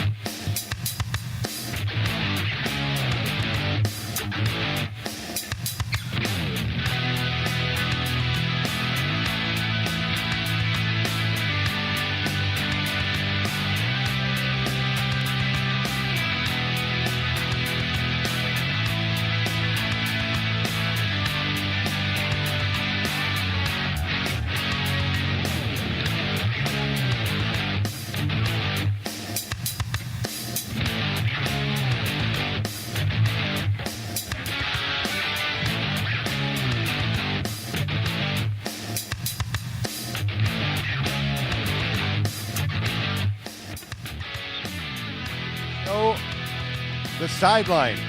I'm Jake Berry alongside Coach Bill Littleton. Coach, you guys came out firing tonight. Well, our kids came out ready to play, and they did a good job tonight. Very proud of our effort tonight on all three phases of the ball game. Thought it was a total team win for us tonight. It seemed like your offense was clicking right from the get-go. Your defense played really well. What can you say about both facets? Well, I thought we did a pretty good job. Offensively played really well. Defensively, we did some good things. We still got to get a little more killer instinct into play a little better in third down situation. But overall, we did a good job. You have scored 49 points or more in your last 3 games, especially since entering district. What is it about what you did in the offseason or in the non-district that really propelled you into this? Well, we played an extremely tough schedule, got us ready for district. Plus, our offensive line's getting better every week, and they're beginning to gel, getting better. Running backs are getting better, and we just, total team effort, just getting better. 484 yards rushing, 85 passing. Your rushing game with not with just Spates, but also Scoogin at the QB position. You almost look like your old teams with like a Matthew Kaufman, where your quarterback runs just as well as your running backs. Well, they're special kids. They got a lot of talent, and we're blessed to have some talent. And we got some speed over there right now, and the old saying in football, speed kills, and we was able to get some people loose tonight. Now it has to feel good that this is the Fox Sports Southwest, Dairy Queen Game of the Week, and you guys come out victorious. Your 8th game in a row that you've played McAllen and had the upper hand. Well, we've been fortunate. We had some good teams and some good players, and things that kind of worked out for us. And we appreciate Fox Sports coming down and making it a Dairy Queen Game of the week. And we appreciate the Lozanos for getting them down here, and it's very special for us. What's next for your team? We get La Jolla next Friday. Okay, and looking at where your team's playing, how do you see that game? Well, La Jolla is really very tough on defense, and they got some weapons on offense. Every week in 36 days, you got to get ready, and we got to go back, get ready. Thanks, Coach. Appreciate it. We're gonna have. All right, we're going to have Sean Scoogin and also Kenny Owachiku coming in. For the game, let me go over some stats. Scoogin had 3 touchdowns, a 3-yarder, a 79-yarder, and a 31-yarder. Spates had a 2-yarder, a 4-yarder, and a 76-yard touchdown. 1 TD each for Owachiku, Cruz, and Larson. So it was a total team effort. And we're going to have our first player coming on up.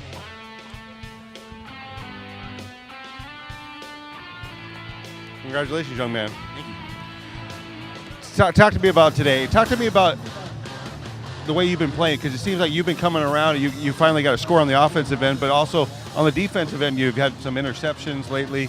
You've been playing extremely well, and your defense has. Well, honestly, for our defense, if we come out, we have intensity. Honestly, we can stop anybody. And I just wanted to bring it on our offensive side of the ball, too, and I got a chance to do that. Now, you guys have really turned it up since, on the defensive end, especially since district has started. How have you guys been able to do that? It starts with practice. We practice how we play. We're flying around in practice. We're hitting guys. We're getting happy. And you can see it when it carries onto the field. It's easy. All right.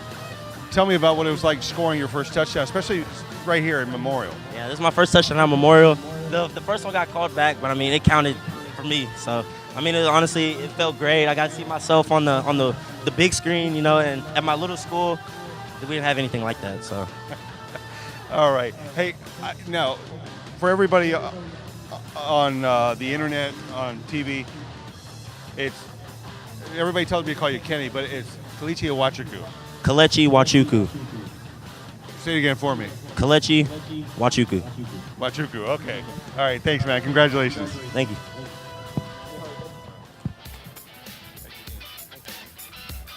All right, Sean Scoogin stepping in with me. Tell me about that run that you had, because you had that spin, and then you broke it loose. Tell me about that one, because Nicolas from Telemundo was talking to me about that. Tell me about that move. I have to thank instincts, I guess. because the only move I made to make was that little juke. But I just got wrapped up and my momentum shifted me and I was still on my feet, so I just kept running. Now, you've been at the helm and you guys have scored 49 or more points. You know, what's that like for you? You know, it's really good. We have a lot of people that make my job easy. We got great linemen and we got great running backs that make great blocks, and when things are open, I can't really take the credit for that. All right, tell me about you, La Jolla. I know you haven't had a chance to look at video and stuff like that, but you guys ready for that game? Coming off a big game like this, we're going to have a lot of momentum, but that means we still can't just take it for granted. We're going to have to go and execute and practice all week long. So we have a really group of focused people, so I think we have the opportunity to go and keep pushing forward. Well, great night and great last 3 games for you guys. Yes, sir. Congratulations. Thank you. Sean Scoogan. Well, that's it for the post-game show.